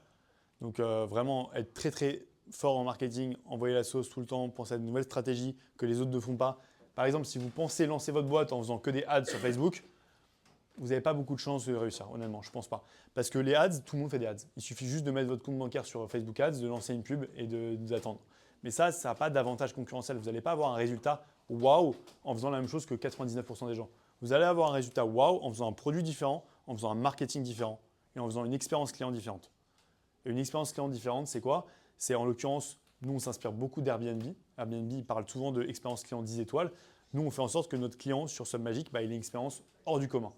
Que ce soit à l'arrivée du produit, quand il a besoin de poser une question au customer support, quand il a besoin d'avoir un renseignement, il a tout à sa disposition pour avoir une expérience seamless. Et à la fin, ce qu'il fait, c'est qu'il dit « Ah bah putain, le produit, il est super. J'ai passé un super moment. C'était facile à utiliser. Bah, j'en parle à quelqu'un d'autre. » Et le bouche à oreille, c'est le meilleur marketing du monde. Donc voilà, je dirais que c'est ces 3 choses-là qui fait que ça marche. N'hésitez pas si vous avez des questions. Pour l'instant, ça a été très clair. Moi, j'ai une question. Ouais. Est-ce qu'il y a des gens qui sont en train de monter leur société actuellement ou qui sont… Ouais. J'avais demandé ça, j'allais voir Ou s'il y en des a idées qui ont ou- des idées de business et tout qui veulent partager et savoir avoir le conseil d'un expert dans le secteur. Mais faites gaffe, on peut voler les idées dans la salle après. Hein. Ça peut vite tourner. Hein. Ouais, vas-y. Est-ce que le e-commerce, ça fonctionne toujours, l'achat-revente? Le e-commerce honnêtement, je ne connais pas bien le e-commerce. Donc, je ne pourrais pas te dire. Dropshipping, je ne sais pas trop, je ne l'ai jamais fait. Donc, je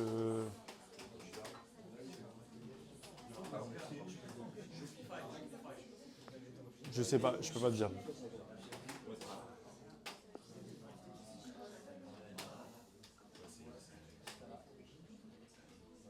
Je- Alors, tu penses que si c'était à refaire comment t'aurais fait? Si là, tu étais comme nous actuellement, étudiant, qu'est-ce que tu aurais fait en premier, en sortie d'école, ou bien comment tu te serais organisé pour pouvoir réussir? Si j'étais en sortie d'école, qu'est-ce que je ferais pour réussir? Je pense que j'irais faire des expériences le plus rapidement possible. J'irais bosser pour des gens au début. S'il vous plaît. J'irai très vite tester mes idées, j'irai très vite lancer ce que je veux faire, pas perdre de temps. J'irai le plus rapidement possible confronter mes idées à la réalité du marché, j'irai prendre des risques. Parce qu'à votre âge, en fait, à notre âge, hein, on a 5 ans d'écart, mais c'est le moment où tu peux prendre le plus de risques possible, où tu risques rien. Donc prenez des risques, allez porter votre courage à deux mains et allez lancer vos idées. Allez voir les gens que vous avez envie d'aller voir, allez rencontrer le mec que vous avez envie de parler dans une industrie, etc. J'irai faire ça. Et j'irai très vite. Là, c'est un âge où tu peux prendre tous les risques. Tu n'as pas de famille, tu n'as pas d'enfants, tu n'as pas besoin d'investir beaucoup, notamment avec ce qu'on a aujourd'hui avec les réseaux sociaux. Et j'irai développer votre personal branding très vite. Voilà. Personal branding. Juste pour l'aspect un peu technique, ça marche comme Il y a une question depuis longtemps. Là. Pour revenir sur les associés, Ouais. toi tu nous as dit que c'était mal passé avec les Ouais. Pourquoi tu penses que tu t'es trompé d'associé? Ok. Avec l'associé que j'ai pris en Égypte, ce qui s'est passé, c'est qu'en fait, on n'était pas alignés sur ce qu'on voulait faire. Premièrement, donc lui il voulait faire une boîte d'une telle sorte. Moi, je ne voulais pas faire ce genre de boîte. Deuxièmement, il ne me complétait pas. On ne se complétait pas. Donc, il y avait beaucoup de choses où on se doublait, où je devais refaire le travail à sa place, où lui refaisait le travail à ma place. Donc, ça ne marchait pas. Ce n'était pas une bonne cohésion d'équipe. Et troisièmement, le business en lui-même ne me plaisait plus. Donc, en fait, moi, c'était plus genre, oui, l'associé, c'était problématique. Mais en fait, le business, il ne me plaisait pas. Donc, je n'aurais pas pu venir, même avec le meilleur associé du monde, 2 ans de plus. Non, ce n'est pas moi qui ai eu l'idée de ce business. Donc, moi, je suis venu par opportunisme, en quelque sorte. Tu vois. Et qu'est-ce qu'il y a? Non, je ne me suis pas rendu compte plus tôt. Tu vois, il m'a fallu 1 an et demi avant de m'en rendre compte. Avant, je ne me rendais pas compte. Donc, ça prend du temps à se rendre compte de ses erreurs. Et plus vite vous vous rendez compte de ses erreurs, plus vite, mieux c'est. Enfin, il y a des gens qui restent entêtés dans des business pendant 5 ans. Genre, ça fait 5 ans qu'ils font la même chose, 3 ans, ça ne marche pas. Ils sont, ouais, oui, ça a marché. Ouais, il y a un moment, il faut se mettre à la réalité. Tu vois. Genre, est-ce que vraiment Tu es avec la bonne personne? Est-ce que vraiment tu es sur un bon produit? Et est-ce que tu as testé tout ce que tu devais tester pour te rendre compte si ça marche ou ça ne marche pas? Et je pense que la faculté de très vite tester des idées et enchaîner rapidement, c'est ce qui peut permettre de très vite trouver la solution et ce qui marche. Te poser les bonnes questions, passer du temps à trouver le bon associé, prendre du temps, tu vois, passer 2 semaines à parler ensemble, avant de lancer une boîte ensemble, qu'est-ce que tu as envie de faire plus tard, c'est quoi ton inspiration? Posez-vous la question, il y a une bonne question qui est bien à poser quand vous rencontrez quelqu'un. C'est peut-être un peu tôt pour la poser, mais vous pouvez la poser, c'est bien. C'est si demain tu gagnes 20 millions d'euros, qu'est-ce que tu fais? Qu'est-ce que tu fais le matin? Tu te fais quoi? Tu as 20 millions d'euros sur ton compte, tu n'as plus besoin de travailler jusqu'à la fin de tes jours, qu'est-ce que tu fais? Et tu vois ce qu'il te répond. Et tu vois si c'est en accord avec ce que tu penses faire pour toi. S'il dit, moi j'arrête de bosser, je me mets sur une plage, j'arrête de bosser toute ma vie. Ou s'il dit, je pense que je ferai de la vidéo, je pense que je ferai ci. En fait, ça te permet de voir c'est quoi sa direction de vie qu'il veut prendre. Donc des questions comme ça.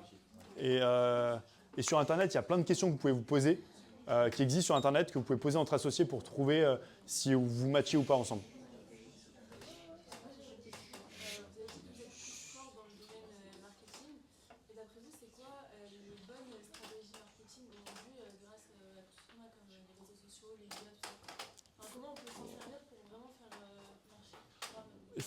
Faire du contenu vertical sur les réseaux sociaux, faire des vidéos, utiliser Submagic, faire des vidéos YouTube, non, faire du contenu en fait. Si vous avez un skill à développer aujourd'hui, je pense qu'ils peuvent trop vous aider, et ça je regrette de ne pas l'avoir développé plus tôt, c'est apprendre à faire du contenu et développer votre personal branding dès le début.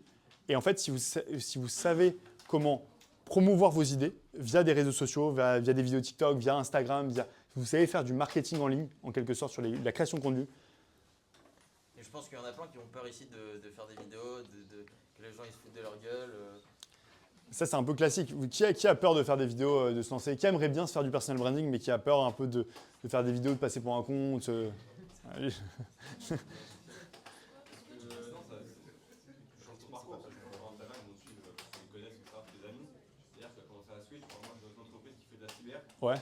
Et on a commencé à faire des podcasts, etc., par rapport à la cyber. Ouais. C'est la boîte qui les poste. Ouais. C'est ma tête. Mais éventuellement, je vais bien voulu les mettre sur mon compte pour montrer Ouais. aux gens ce que je fais. Ouais. Mais j'ai pas encore repassé le câble de me dire, faudrait que je fais un podcast par jour par rapport à la cyber, faut que je le poste quand même. Qu'est-ce que Parce tu... t'as un peu de gêne, t'as un peu honte, T'as peur de ces émotions. Non, même pas, c'est pas une question de peur, c'est une question, il faut passer le cap, c'est tout. Parce que à partir du moment où je vais le mettre sur mes réseaux, mon entourage va savoir que je fais ça, il va falloir que je joue aussi un rôle, vraiment à dire, faut vraiment que je fasse ça tous les jours. Donc t'as vraiment tout cette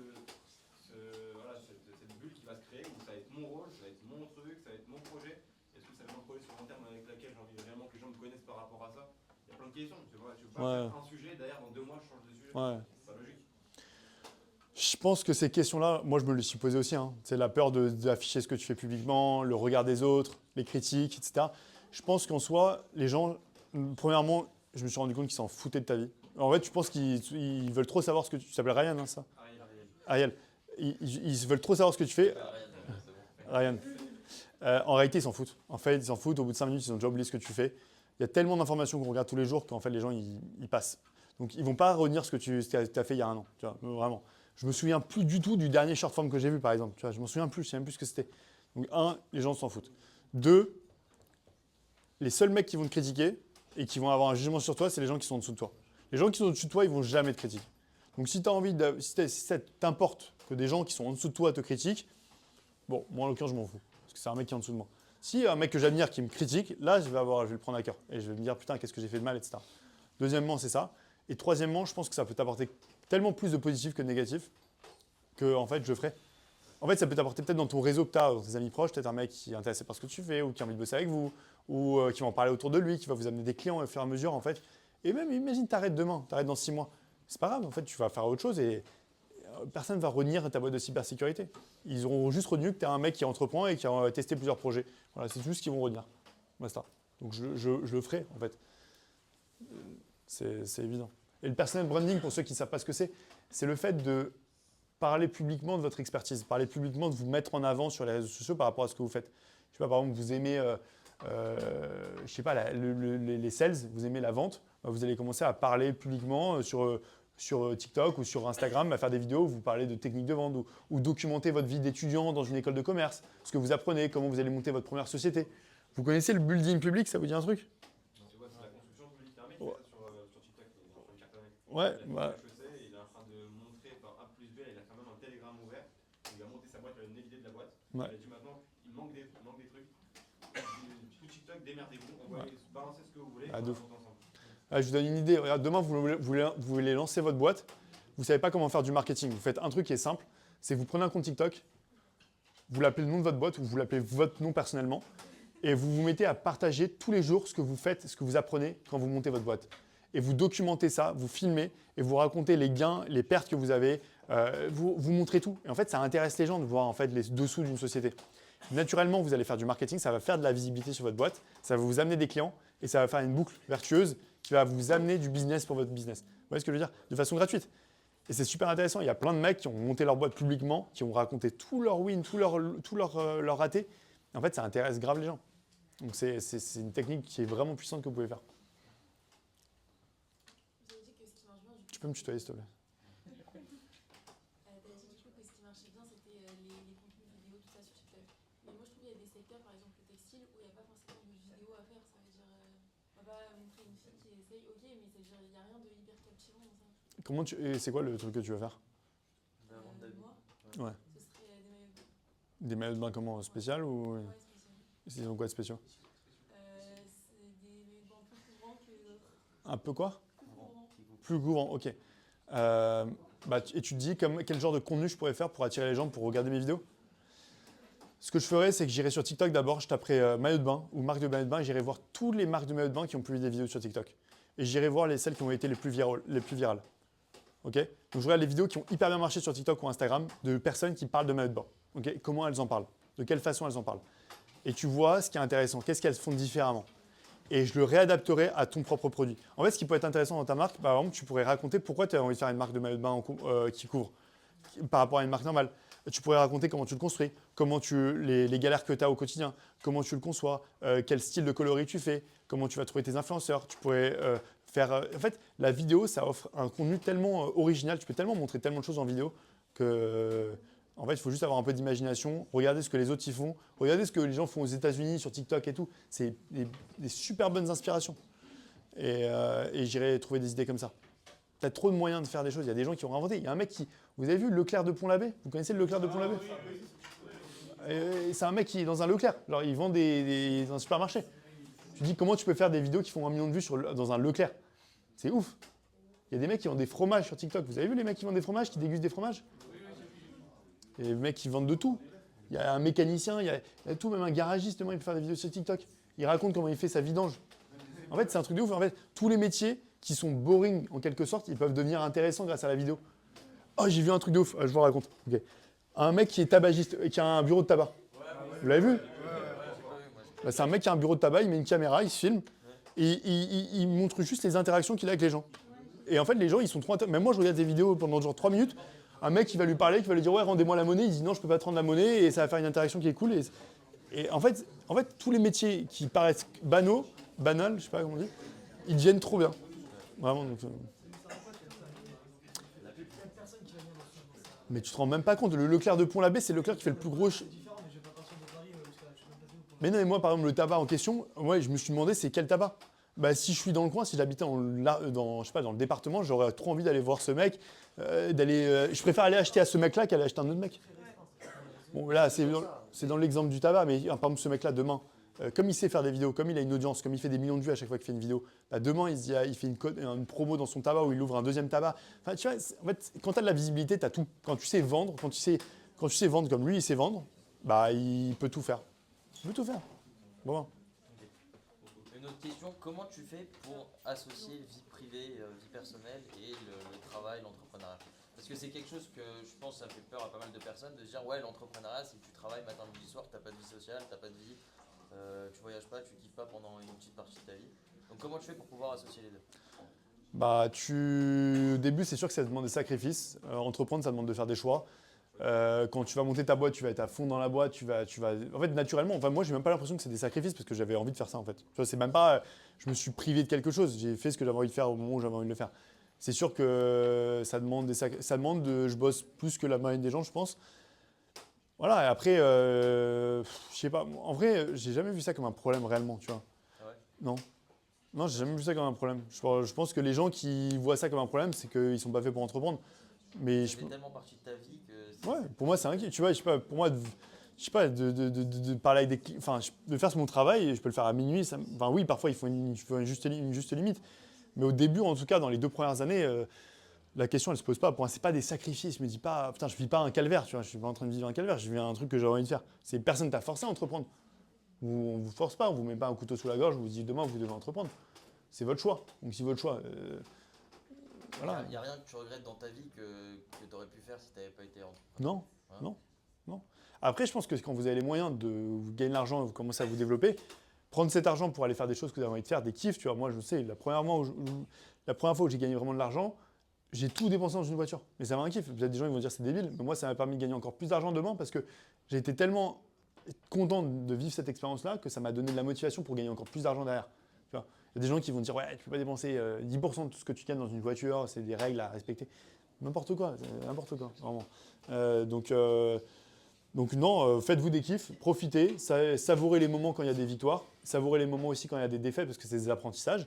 Et voilà, quand vous commencez à gagner de l'argent, que votre travail y paye, bah, kiffez, vraiment profitez, allez vous faire un bon resto, allez sortir avec des copains, célébrer les moments et acheter des choses qui vous font kiffer. Voilà.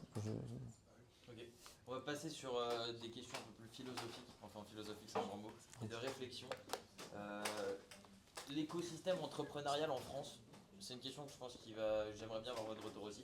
L'écosystème entrepreneurial en France, comment tu le vois, comment tu le visionnes? Est-ce qu'on est désavantagé par rapport au reste du monde?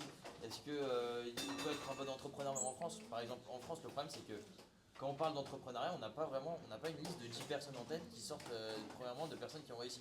Ah ouais? Parce que si tu vis aux États-unis, bah, tu sais c'est quoi les grosses fortunes, tu sais les grosses têtes, etc. Donc en France, est-ce que tu penses qu'on est limité dans l'entrepreneuriat ou quoi? Vous pensez vraiment ça? Tu penses vraiment ça? Même moi, personnellement, j'ai un sentiment où on n'est pas poussé envers l'entrepreneuriat. On est plus poussé à devenir salarié. C'est mon avis. Pour l'État, logique, on va rentrer dans une forme de case, dans une bulle, dans une routine. L'entrepreneuriat, déjà au démarrage, c'est mal vu. Ça fait quelques années que ça se développe, de base, c'est mal vu. Entrepreneur, c'est quoi? Tu as arrêté l'école à 17 ans, t'es un fou furieux, bref. De base, c'est pas un point qui est positif. Et maintenant, je trouve que même d'un point de vue des taxes, etc., on n'est pas poussé. L'entrepreneur, au démarrage, il va rester en France, quand il a gagné beaucoup d'argent, il sera taxé énormément, et quand il en gagne peu, il faut aussi taxer énormément. Donc au début, c'est compliqué de monter une structure. Voilà, mais on en revient au point du gars là, il faut pas payer les impôts au début. Non, on reste dans la légalité. Mais il a raison. Oui, dans la logique, je te parle, c'est-à-dire qu'un entrepreneur qui va réussir, c'est quoi sa logique de rester en France? Ouais, je suis d'accord. Non, mais c'est un bon point. T'as raison, effectivement.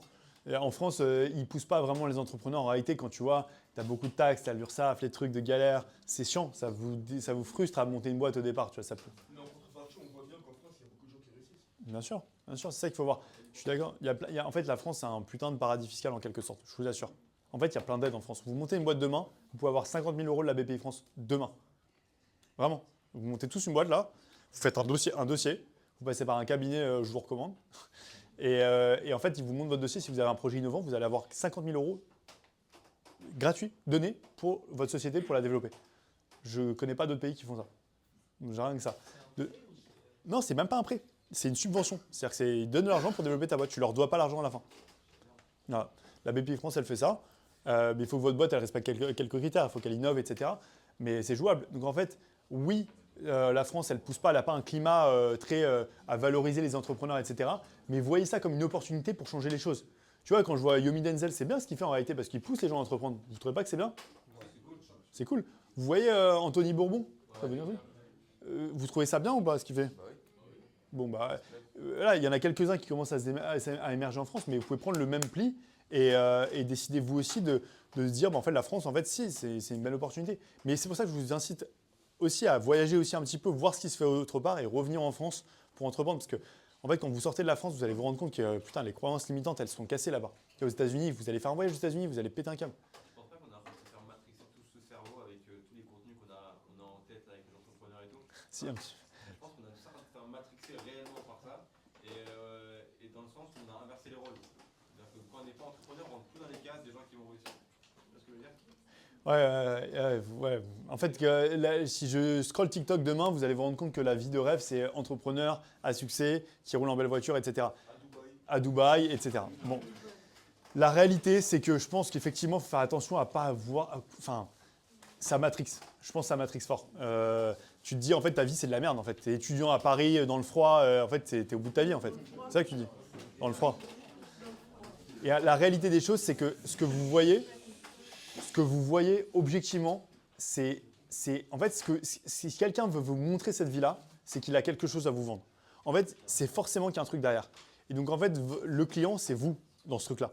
Donc en fait, il faut que vous ayez un peu de ce recul pour vous dire en fait non, ce que je vois dans les réseaux sociaux, c'est pas la réalité. C'est un mec qui essaie de me faire du marketing et de me vendre quelque chose. Tu vois, voir. Et ce que je suis en train de vivre, en fait, c'est bien aussi. Tu vois, il y a pas de, c'est pas mal. C'est pas au contraire. Si je prends mon chemin, il n'y a pas de bonne ou de mauvaise façon d'entreprendre. Il n'y a pas de bonne ou de façon de réussir. Genre, c'est pas parce que tu n'es pas entrepreneur que tu réussis pas. Genre vraiment, faut sortir ça de la tête. Je vous le dis vraiment. Du coup, même si c'est ton gagne-pain, etc., t'en penses quoi des réseaux sociaux et la surconsommation Ces réseaux sociaux, c'est une folie et c'est à la fois un truc destructeur. Vraiment, c'est les deux, c'est terrible. En fait, à la fois, j'ai vu des histoires de dingue qui ont permis à des boîtes de se développer, des gens ont réussi du jour au lendemain. Le mec Salif, le danseur, le mec qui faisait les vidéos genre comme ça pendant le Covid là. J'en ai des milliers des histoires comme ça de gens qui ont réussi grâce aux réseaux sociaux. Mais à l'inverse, il y a plein de gens qui se détruisent grâce aux réseaux sociaux aussi. Donc c'est une opportunité. Si tu la prends du bon côté, ça peut être dévastateur si tu la prends du mauvais côté. Si vous passez votre vie à scroller sur TikTok, vous êtes consommateur, essayez de passer de l'autre côté. Essayez d'être créateur et pas consommateur. Essayez de ne pas être le mec qui consomme sa journée, à être abruti par ce qu'il voit et se dire en fait moi je fais rien et je fais que consommer. Ça, c'est pas bien. Essayez de voir les opportunités de ce que vous regardez pour les utiliser pour votre propre business et ce que vous allez créer demain. Et aujourd'hui, tu parles beaucoup du personal branding, des réseaux sociaux, etc. Mais pour être entrepreneur, est-ce qu'il y a d'autres moyens pour arriver à un tel niveau sans utiliser les réseaux sociaux et juste utiliser un réseau personnel, par exemple, plus traditionnel comme les salons, on a le salon des ingénieurs, etc. On va présenter des produits, plutôt que les réseaux sociaux, parce que tu axes beaucoup ta faisant. Ouais, non mais tu as raison, c'est un bon point et je pense que oui, tu as raison. Oui, tu peux réussir sans aller sur les réseaux sociaux, tu peux réussir sans faire de personal branding. Vous regardez Challenge, les 500 plus grosses fortunes de France, vous regardez qui a un personal branding dans les 500 plus grosses fortunes de France. Très très peu. Genre très très très très peu. Donc ils n'ont pas eu besoin de ça pour réussir. Donc voilà, ça répond à ta question. Deuxièmement, je pense qu'aujourd'hui, dans l'ère à laquelle on vit, les réseaux sociaux, ça peut être un accélérateur. Donc tu peux t'en servir pour aller plus vite. Mais tu peux réussir sans. Moi, je pense que c'est une opportunité quand tu peux, grâce à ton téléphone, toucher 1 million de personnes demain parce que tu fais une vidéo virale. Avant de toucher 1 million de personnes en allant dans des salons, ça va te prendre pas mal de temps, tu vois. Donc, c'est un moyen aussi d'accélérer les choses. Tu vois, et c'est pour ça qu'aujourd'hui, tu vois des boîtes d'IA comme nous, tu vois, qui sont passées très vite. Tu vois, à l'époque, il y a 20 ans, tu disais faire 1 million de chiffre d'affaires en 3 mois, c'était très dur. Enfin, c'était beaucoup plus compliqué. Grâce aux réseaux sociaux, grâce à Internet, ça permet d'aller plus vite sur certains domaines. Mais je pense qu'il y a des cas contraires qui marchent très bien aussi. C'est pas une généralité. Moi, je l'ai vécu comme le succès de Somme Magic, du coup. Trop bien. Non, c'est quoi la... Excuse-moi, c'était quoi Je sais pas si ça n'a pas dû se faire du jour au lendemain, mais bon. En fait, T'es surpris ou pas? non, je n'étais pas forcément surpris. Enfin, si, la croissance, elle était surprenante parce qu'on ne s'attendait pas à avoir une croissance aussi grosse. Mais par ailleurs, moi, ça fait 10 ans que j'entreprends. Donc, en fait, j'ai connu un premier succès, ma première boîte. Après, j'ai connu une galère grosse pendant 2 ans. J'ai passé un trou. Après, j'ai monté une autre boîte qui n'a pas bien marché. Donc, en fait, c'était pas genre en mode c'était une boîte de software aussi. J'ai fait une boîte de SaaS avant Somme Magic qui n'a pas bien marché. Voilà, c'était une expérience qui était intéressante, mais qui n'était pas le succès du tout. Mais en fait, quand tu as connu des galères, en fait, tu sais, l'entrepreneuriat, c'est beaucoup de up and down. Hein. Tu vois, demain, je peux revenir à zéro, ça se trouve. Et tu peux repartir. Enfin, j'essaye de pas trop m'attacher au succès, tu vois, et rester plutôt distant de ça et me dire, en fait, c'est cool, ce qui compte, c'est plutôt le produit que je fais. Est-ce que je suis content de ce que je fais? Est-ce que ça marche? Est-ce que ça a permis de payer mon équipe? Oui, et dans ce cas-là, c'est ce qui compte. Tu vois. Et après, tu vois, ma vie, elle n'a pas changé réellement. Tu vois, en vrai. Je fais la même chose. Est-ce que tu as d'autres projets à côté ou tu penses qu'un entrepreneur, quand il a un projet, il doit être à fond dans ce projet et pas faire d'autres choses à côté? Là, actuellement, j'ai 0 autre projet à côté. Et je me force à avoir 0 autre projet. Parce qu'une des erreurs que j'ai faites, c'est de me défocus. Vouloir faire plein de choses à la fois. Donc en fait, j'ai remarqué que les gens qui réussissent bien, c'est des gens qui sont focalisés sur ce qu'ils font. Ils sont focalisés sur une mission et ils la font jusqu'au bout. Tous les gens que j'ai vus qui rataient, c'était des mecs qui faisaient 3 trucs à la fois. Ils essaient de monter leur truc e-commerce, à côté ils sont en train de faire leur truc, leur ci, leur ça. Juste, focalisez-vous sur un truc, faites-le à fond et c'est là où vous avez le plus de chances de réussir. Donc moi, en l'occurrence, aujourd'hui, toutes les opportunités, on parle de plein de trucs, de monter des boîtes. En fait, je les regarde même pas, je m'en intéresse pas parce que je veux faire ce que je fais à fond et le faire bien. Donc voilà. D'un point de vue, parce que là, tu as dit un entrepreneur, ça peut faire des hauts et des bas, ce qui est logique. Mm. D'un point de vue, là, maintenant que ta startup, elle marche bien, Mm. d'un point de vue investissement, tu as mis des choses en place pour essayer, entre guillemets, si un jour il y a un problème, d'avoir un parachute histoire de ne pas retomber à zéro. Est-ce que tu as une stratégie en place par rapport à l'argent que ça va générer ou pour l'instant, c'est vraiment profiter, on a une construction, on verra ça après? Je pense qu'aujourd'hui, la plus grosse valeur que vous allez acquérir avec le temps, c'est pas l'argent. L'argent, ça va, ça vient. Je vous assure, l'argent, c'est vraiment un truc, c'est matériel, ça va, ça vient. Je connais un tas d'histoires de mecs qui étaient très très riches et qui ont tout perdu et qui sont redevenus très très riches. L'argent, ça va, ça vient. Par contre, ce qui reste, c'est votre savoir-faire, c'est votre connaissance, c'est votre knowledge. Ça reste. Donc ça, pour moi, c'est mon parachute. C'est ce que j'ai appris. C'est mes 10 ans d'expérience. Ça, demain, je sais que je repars de zéro. Je saurai remonter une société. Je saurai parce que j'ai acquis de l'expérience. J'ai fait des erreurs que je ne referai pas. Donc ça a de la valeur. Et valoriser ça, les expériences. C'est pour ça que je vous dis, les erreurs que vous faites. C'est quoi les erreurs que tu ne referais pas, par exemple? Voilà, ce que je vous ai dit, les mauvaises associations, se lancer trop vite dans un projet, aller dans un business qui respecte pas votre éthique. Tu vois, les paris sportifs, moi j'ai arrêté au bout de 3 ans, même si ça gagne de l'argent. En fait, c'était pas la bonne voie. Choisir un truc qui vous passionne, tous ces trucs-là, c'est des learnings que j'ai eu dans les 10 dernières années. Que si vous les reteniez maintenant, peut-être que vous n'allez pas les faire et vous allez aller encore plus vite que moi. Là, dans 2 ans, vous n'allez pas faire ces erreurs, vous allez peut-être aller encore plus vite. Donc, ce genre de choses. Et en fait, vous voyez dans les erreurs que vous faites, dans les trucs qui ne marchent pas, vous dites putain, j'ai lancé ça, ça ne marche pas. Au lieu de vous dire ça ne marche pas, c'est de la merde, dites-vous plutôt genre, qu'est-ce que j'ai appris de ça qui peut faire que je ne vais pas faire 2 fois la même erreur. Et ça a de la valeur. Beaucoup plus que l'argent que vous aurez généré. Vraiment. J'ai une question. Est-ce que ça veut dire, comme tu as dit tout à l'heure, qu'il ne faut pas faire, enfin tu nous conseilles de ne pas faire plusieurs choses à la fois. Est-ce que si par exemple je veux devenir entrepreneur, est-ce qu'il faut que je le fasse dans une période où je n'ai pas d'école et je ne travaille pas? Ou est-ce que je peux travailler et être entrepreneur en même temps? Non, je pense que c'est bien que tu fasses ça en parallèle de tes études au départ quand tu veux lancer ton projet. Je pense par contre le jour où tu vois que ça commence à marcher, il faut te focaliser à un truc et le faire jusqu'au bout. Ok? Tu peux pas. Comment tu vas être bon dans un domaine et faire 2 choses à la fois? Est-ce que tu connais, genre, est-ce que Mbappé il est boulanger à côté? Est-ce que non mais Elon Musk, c'est un cas spécial. Elon Musk c'est un génie. Vraiment c'est un mec, il y en a rarement sur terre qui arrive à faire. C'est arriver à un stade où tu peux faire 10 choses et les faire à succès. Mais tu vois tous les gens qui ont du succès, les LeBron James, les sportifs de haut niveau, ils font pas 2 choses. Ils sont excellents dans ce qu'ils font. Et ils sont excellents dans ce qu'ils font. Ils sont pas kinésithérapeutes. Ils sont pas ils sont excellents tennisman, excellents basketteurs, excellents entrepreneurs. Ils font un truc et le font bien. Tu vois, c'est ce que je retiens. Vraiment, je vois ça. C'est un pattern de tous les mecs qui ont du succès. Ils font un truc et le font à fond. Ok, autre question? On continue. C'est quoi tes ambitions pour Submagic dans les 5 prochaines années? C'est quoi ton ambition? À quel moment tu diras ouais j'ai réussi, j'ai atteint mes objectifs? Réussite, je pense que c'est très personnel. La réussite, c'est très personnel. Et encore une fois, la réussite, c'est pas que financière du tout. C'est pas monter une société qui marche. C'est pas aller en faire un podcast. C'est pas ça la réussite. La réussite, c'est vous qui vous la déterminez vous-même avec vos propres façons de voir la réussite. Ça peut être avoir une famille, ça peut être à pouvoir avoir du temps pour vous. Ça peut être plein de choses, vraiment. Et gardez bien en tête votre définition de votre propre réussite et vous ne faites pas biaiser par la réussite que vous voyez sur les réseaux dont on parlait avec Dubaï, etc. Parce que c'est une sorte, on croit que la réussite aujourd'hui, c'est être à Dubaï avec plein d'argent et être sous le soleil. C'est pas forcément ça du tout. Donc déjà, la réussite, c'est personnel. Deuxièmement, moi, ce que je souhaite faire avec Submagic, c'est de développer la société le plus possible pour aider le plus de créateurs possible dans le monde. Aider le plus de gens qui veulent lancer leur marque sur les réseaux sociaux et toucher le maximum de gens et avoir un produit qui les aide au quotidien.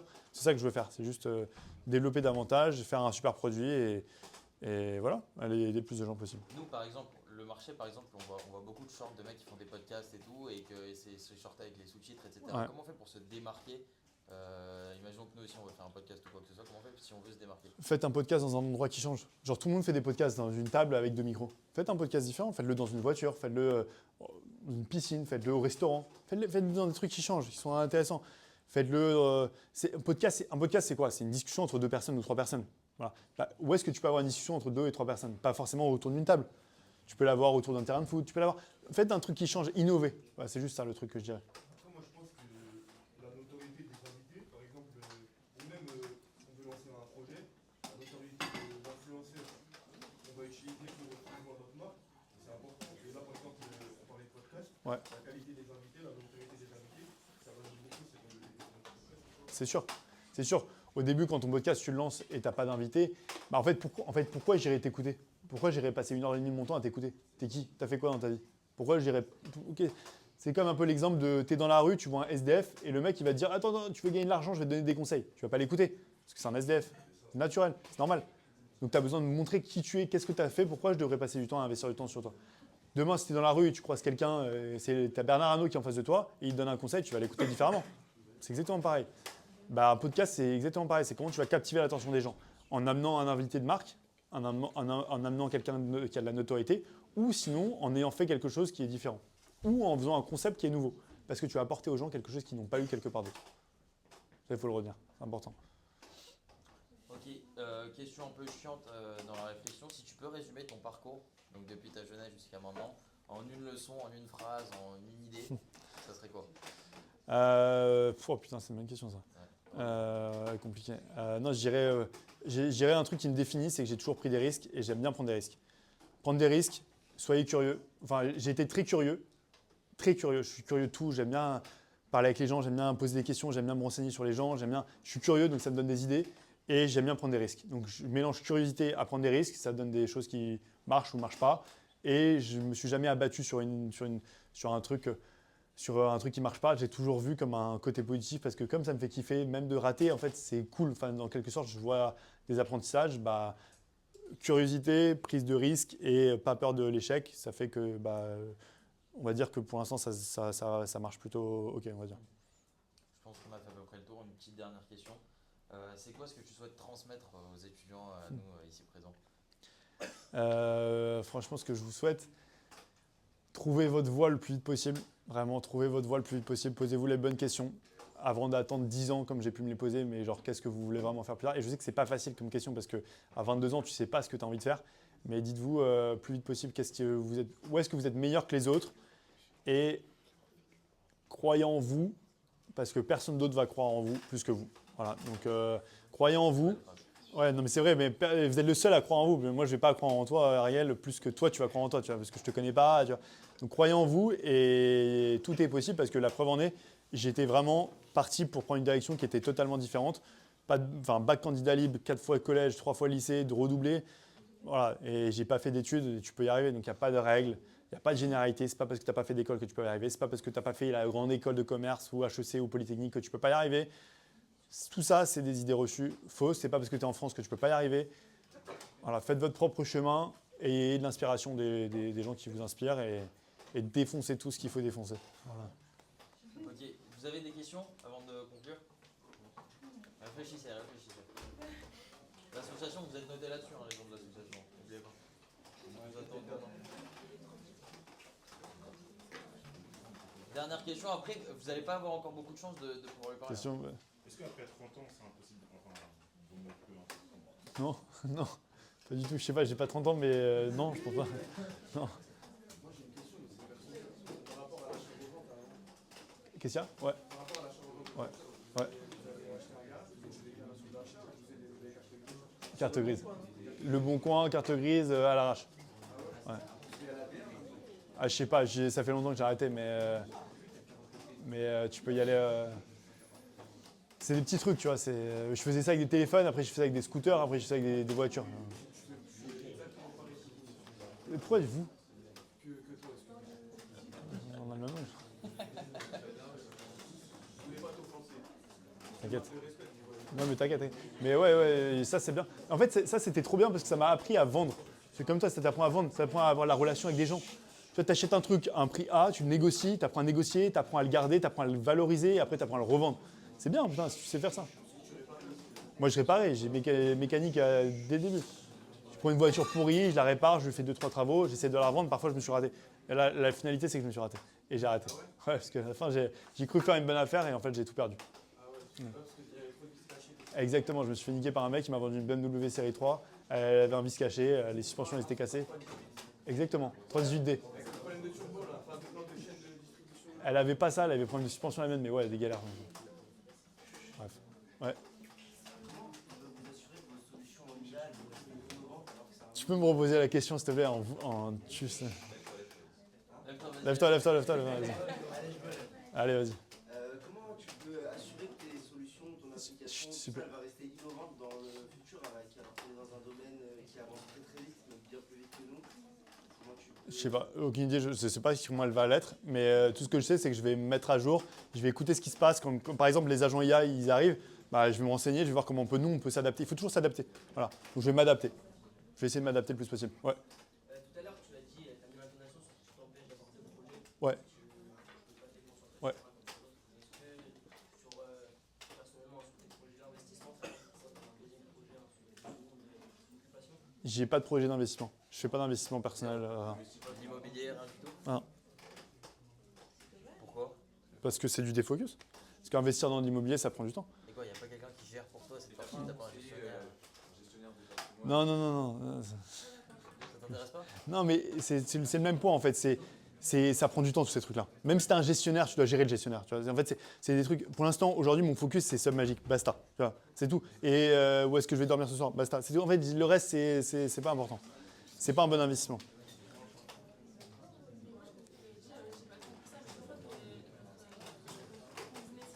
Ouais. Ouais, non, ça ne tombe pas tout seul. Non, il y a beaucoup de choses à gérer dans une société. Plus il y a d'argent, plus il y a de gens à gérer. Les gens, c'est beaucoup de gestion. Le produit, les faire évoluer. Tu peux pas avoir un produit et dire ça marche, bah, tu n'as plus rien de toucher, ça marche tout seul. Non, ça marche jamais tout seul. Ça marche jamais tout seul. Il faut toujours innover, faut toujours se remettre en question. Il y a des problèmes constamment, le produit bug, des choses à gérer tout le temps. Une société, c'est des problèmes tous les jours. Juste avant de venir, j'étais en train de régler un autre problème. Problème tout le temps. Tu as déjà entendu parler de OneClick Studio? Non. C'est dans la même niche de vidéo. Ok. C'est un produit, à mon avis, que tu connais. En gros, c'est un bloc, un petit cerveau contrôleur Ouais. qui contrôle, c'est une IA qui la contrôle, et qui contrôle tout comme caméra dans un studio. Vous savez, ça passe d'un focus d'une personne à Ouais, une autre. ouais. Il y a des travelling Ouais. de manière assez aléatoire, mais assez réfléchie, parce Ok. que c'est le mec qui le fait. Est-ce que tu penses que dans l'avenir, dans un futur proche ou peut-être lointain, tu comptes diversifier toute ta société avec plusieurs produits, plusieurs types de produits? Pourquoi pas? Pourquoi pas dans la même verticale de la création de contenu? Pourquoi pas? Par exemple, là, on va peut-être attaquer le sujet de l'idéation. Elle posait, tu t'appelles comment, excuse-moi? Shirley. Tu posais une question, elle dit comment je trouve des idées pour faire des vidéos innovantes, etc. En fait, il y a plein de gens qui se posent des idées, qui se posent la question de savoir comment ils trouvent des bonnes idées de vidéos. En fait, ce problème, on va l'attaquer, on va lui dire, en fait, dans ton cas, elle va dire, bah voilà, moi je veux faire une marque de maillot de bain qui couvre plus le corps que les autres maillots de bain. Et on va te montrer les 20 vidéos les plus virales sur TikTok, automatiquement, qui ont trop marché dans la niche des maillots de bain. Comme ça, tu peux avoir des idées. Voilà, ça, c'est un problème auquel moi j'ai fait face, auquel toi tu fais face. Donc je sais que potentiellement, il y a un marché là-dessus. Donc c'est dans la même verticale parce que avant de faire ta vidéo, tu trouves ton idée, tu vois. Ah, parce que ce qui est bien avec ça, c'est qu'en fait, clairement, ça t'ouvre un autre segment de marché. Potentiellement. Les vidéos d'entreprise, où il y a beaucoup de visio, des trucs comme ça, parfois ils utilisent des services comme celui-ci, et ça peut ouvrir un autre. Mais ça, c'est un bon point, tu vois. Je vois très bien ce que tu veux dire, ce genre de sujet. Par exemple, tu es dans un studio de podcast ou un studio de télé, tu vois. Et en fait, il y a 40 caméras sur un studio de télé. Il y a un mec en régie qui a choisi chaque caméra. Bah, automatiquement, tu peux potentiellement le faire avec une IA, ça, aujourd'hui. Il faut te mettre debout pour poser la question. Comment tu vois l'IA dans le montage vidéo d'ici 5 ans? Tu le vois plus comme un assistant créatif ou un créateur autonome? Je pense que ça va remplacer tous les monteurs. Je pense que ça va remplacer tous les monteurs. Et vraiment, je pense que vraiment, on va... Genre tu mets ta vidéo brute comme ça et ça te Ouais. fait, Ouais, tu mets ta vidéo et naturellement, ça va te faire ton montage comme tu l'imagines, parfaitement, nickel, sans... Même au niveau cinéma ou juste au niveau... Ouais, franchement. C'est genre là où il y aura beaucoup plus de films et ce qui fait que... Bah, il y aura même des films en IA, je pense. Ouais. Tu vois. Je pense vraiment que ça va bouleverser le montage. Mais en bien, tu vois, moi j'adore. Ma question était plus tournée dans le sens où créateur de vidéo en lui-même, l'IA va créer toute seule la vidéo en lui donnant un prompt spécifique. Non, moi je pense, je vous donne un pronostic, on en reparle dans 3 ans. Là, vous voyez beaucoup de modèles d'IA qui parlent à votre place. Vous voyez ce truc-là, les avatars, bots. Moi, je pense que de plus en plus, on est en train de faire en mode c'est un truc de ouf, c'est trop stylé, etc. Tu te fais remplacer par un avatar. Vous allez voir, moi je pense que d'ici 5 ans, les gens, l'humain, il va avoir envie de revoir de l'humain, du vrai humain, de l'authenticité. Il ne pourra plus consommer du robot tout le temps, tu vois. Et on va revenir à des trucs très très basiques. Genre très très basiques, très authentiques. Du genre Du genre les business retail, genre l'humain qui parle, genre de montrer que tu n'es pas un robot justement. En fait, c'est ça qui les gens vont être attirés par ça. Je pense qu'on va aller vers là. Ok, très bien. À voir. Très bien. Justement, ce sujet, on en parle déjà aujourd'hui dans les supermarchés avec les caisses automatiques, les magasins fermés le dimanche. C'est un sujet qui est déjà d'actualité de revenir sur quelque chose de plus authentique avec, par exemple, pour les vieilles personnes. C'est vraiment un sujet d'actualité. Ouais. Ouais. Non mais t'as raison, c'est vrai, je pense que les gens ils veulent avoir du contact humain. C'est pour ça que tu vois, demain il y a un truc qui a trop bien marché. Ah oui, il y a une boîte de ouf qui s'est lancée là. Je vous donne un truc que j'ai vu. Quelqu'un connaît une boîte qui s'appelle Time Left? Peut-être pas vous connaissez. C'est un mec qui a lancé ça, c'est un concept de ouf. Et vraiment c'est une boîte qui est en train de cartonner. C'est un concept où en fait les gens, ils se disent aujourd'hui il y a un problème, c'est que les gens ils sont tous sur leur téléphone et ils sont de plus en plus connectés mais à la fois de plus en plus éloignés. Tu vois, genre en réalité, tu parles par téléphone, mais tu rencontres de moins en moins les gens. Tu parles plus par téléphone, tu parles par SMS. Tu vois, on se voit plus, il n'y a plus de contact humain. Et les gens, ils veulent retrouver ce contact-là. Et du coup, il y a beaucoup de gens qui se retrouvent seuls. La solitude, c'est un problème que beaucoup de gens font face, genre dans leur vie. Ils sont beaucoup de fois seuls, très connectés, mais à la fois très seuls. C'est paradoxal, tu vois. Et il a fait une boîte qui s'appelle Time Left. C'est un Français. Le concept, c'est quoi? C'est tous les mercredis soirs, dans plein de villes dans le monde, des inconnus qui vont dîner ensemble au restaurant. Parce que genre, moi, je vais dire, bon, moi, j'adore l'automobile et la vidéo. J'ai 27 ans, j'habite à Paris. Bon, mercredi prochain, j'ai un dîner qui est organisé avec 7 autres personnes, filles, garçons, je ne connais pas, qui ont été organisés pour moi. Ce n'est pas un but de rencontrer amoureux et tout, c'est vraiment genre rencontrer des gens. Et ça répond au problème de la solitude dans les villes. Le mec, il est passé de 0 à 10 millions de chiffre d'affaires en moins d'1 an, sans financement. Son business model, c'est que tu payes un abonnement pour aller dans les dîners. Basta. Basta, simple. Et c'est que de l'organisation de dîner. C'est ouf, 10 millions de chiffre d'affaires en moins d'1 an. Je ne sais pas si vous vous rendez compte de la folie du truc. C'est super rentable. Et il fait ça dans plein de villes. Et je trouve ça génial parce que ça répond à un vrai problème. Il y a plein de gens qui se sentent seuls. Vous vous sentez pas seul un peu parfois, mais moi je me sens seul parfois. C'est un truc qui est très, très problématique. Non, voilà. Pour revenir à ces business où tu vois D'autres questions pour finir? C'est bon? Vous avez faim? Oui. Alors David, merci beaucoup pour ta présence. Ah, merci à vous les gars.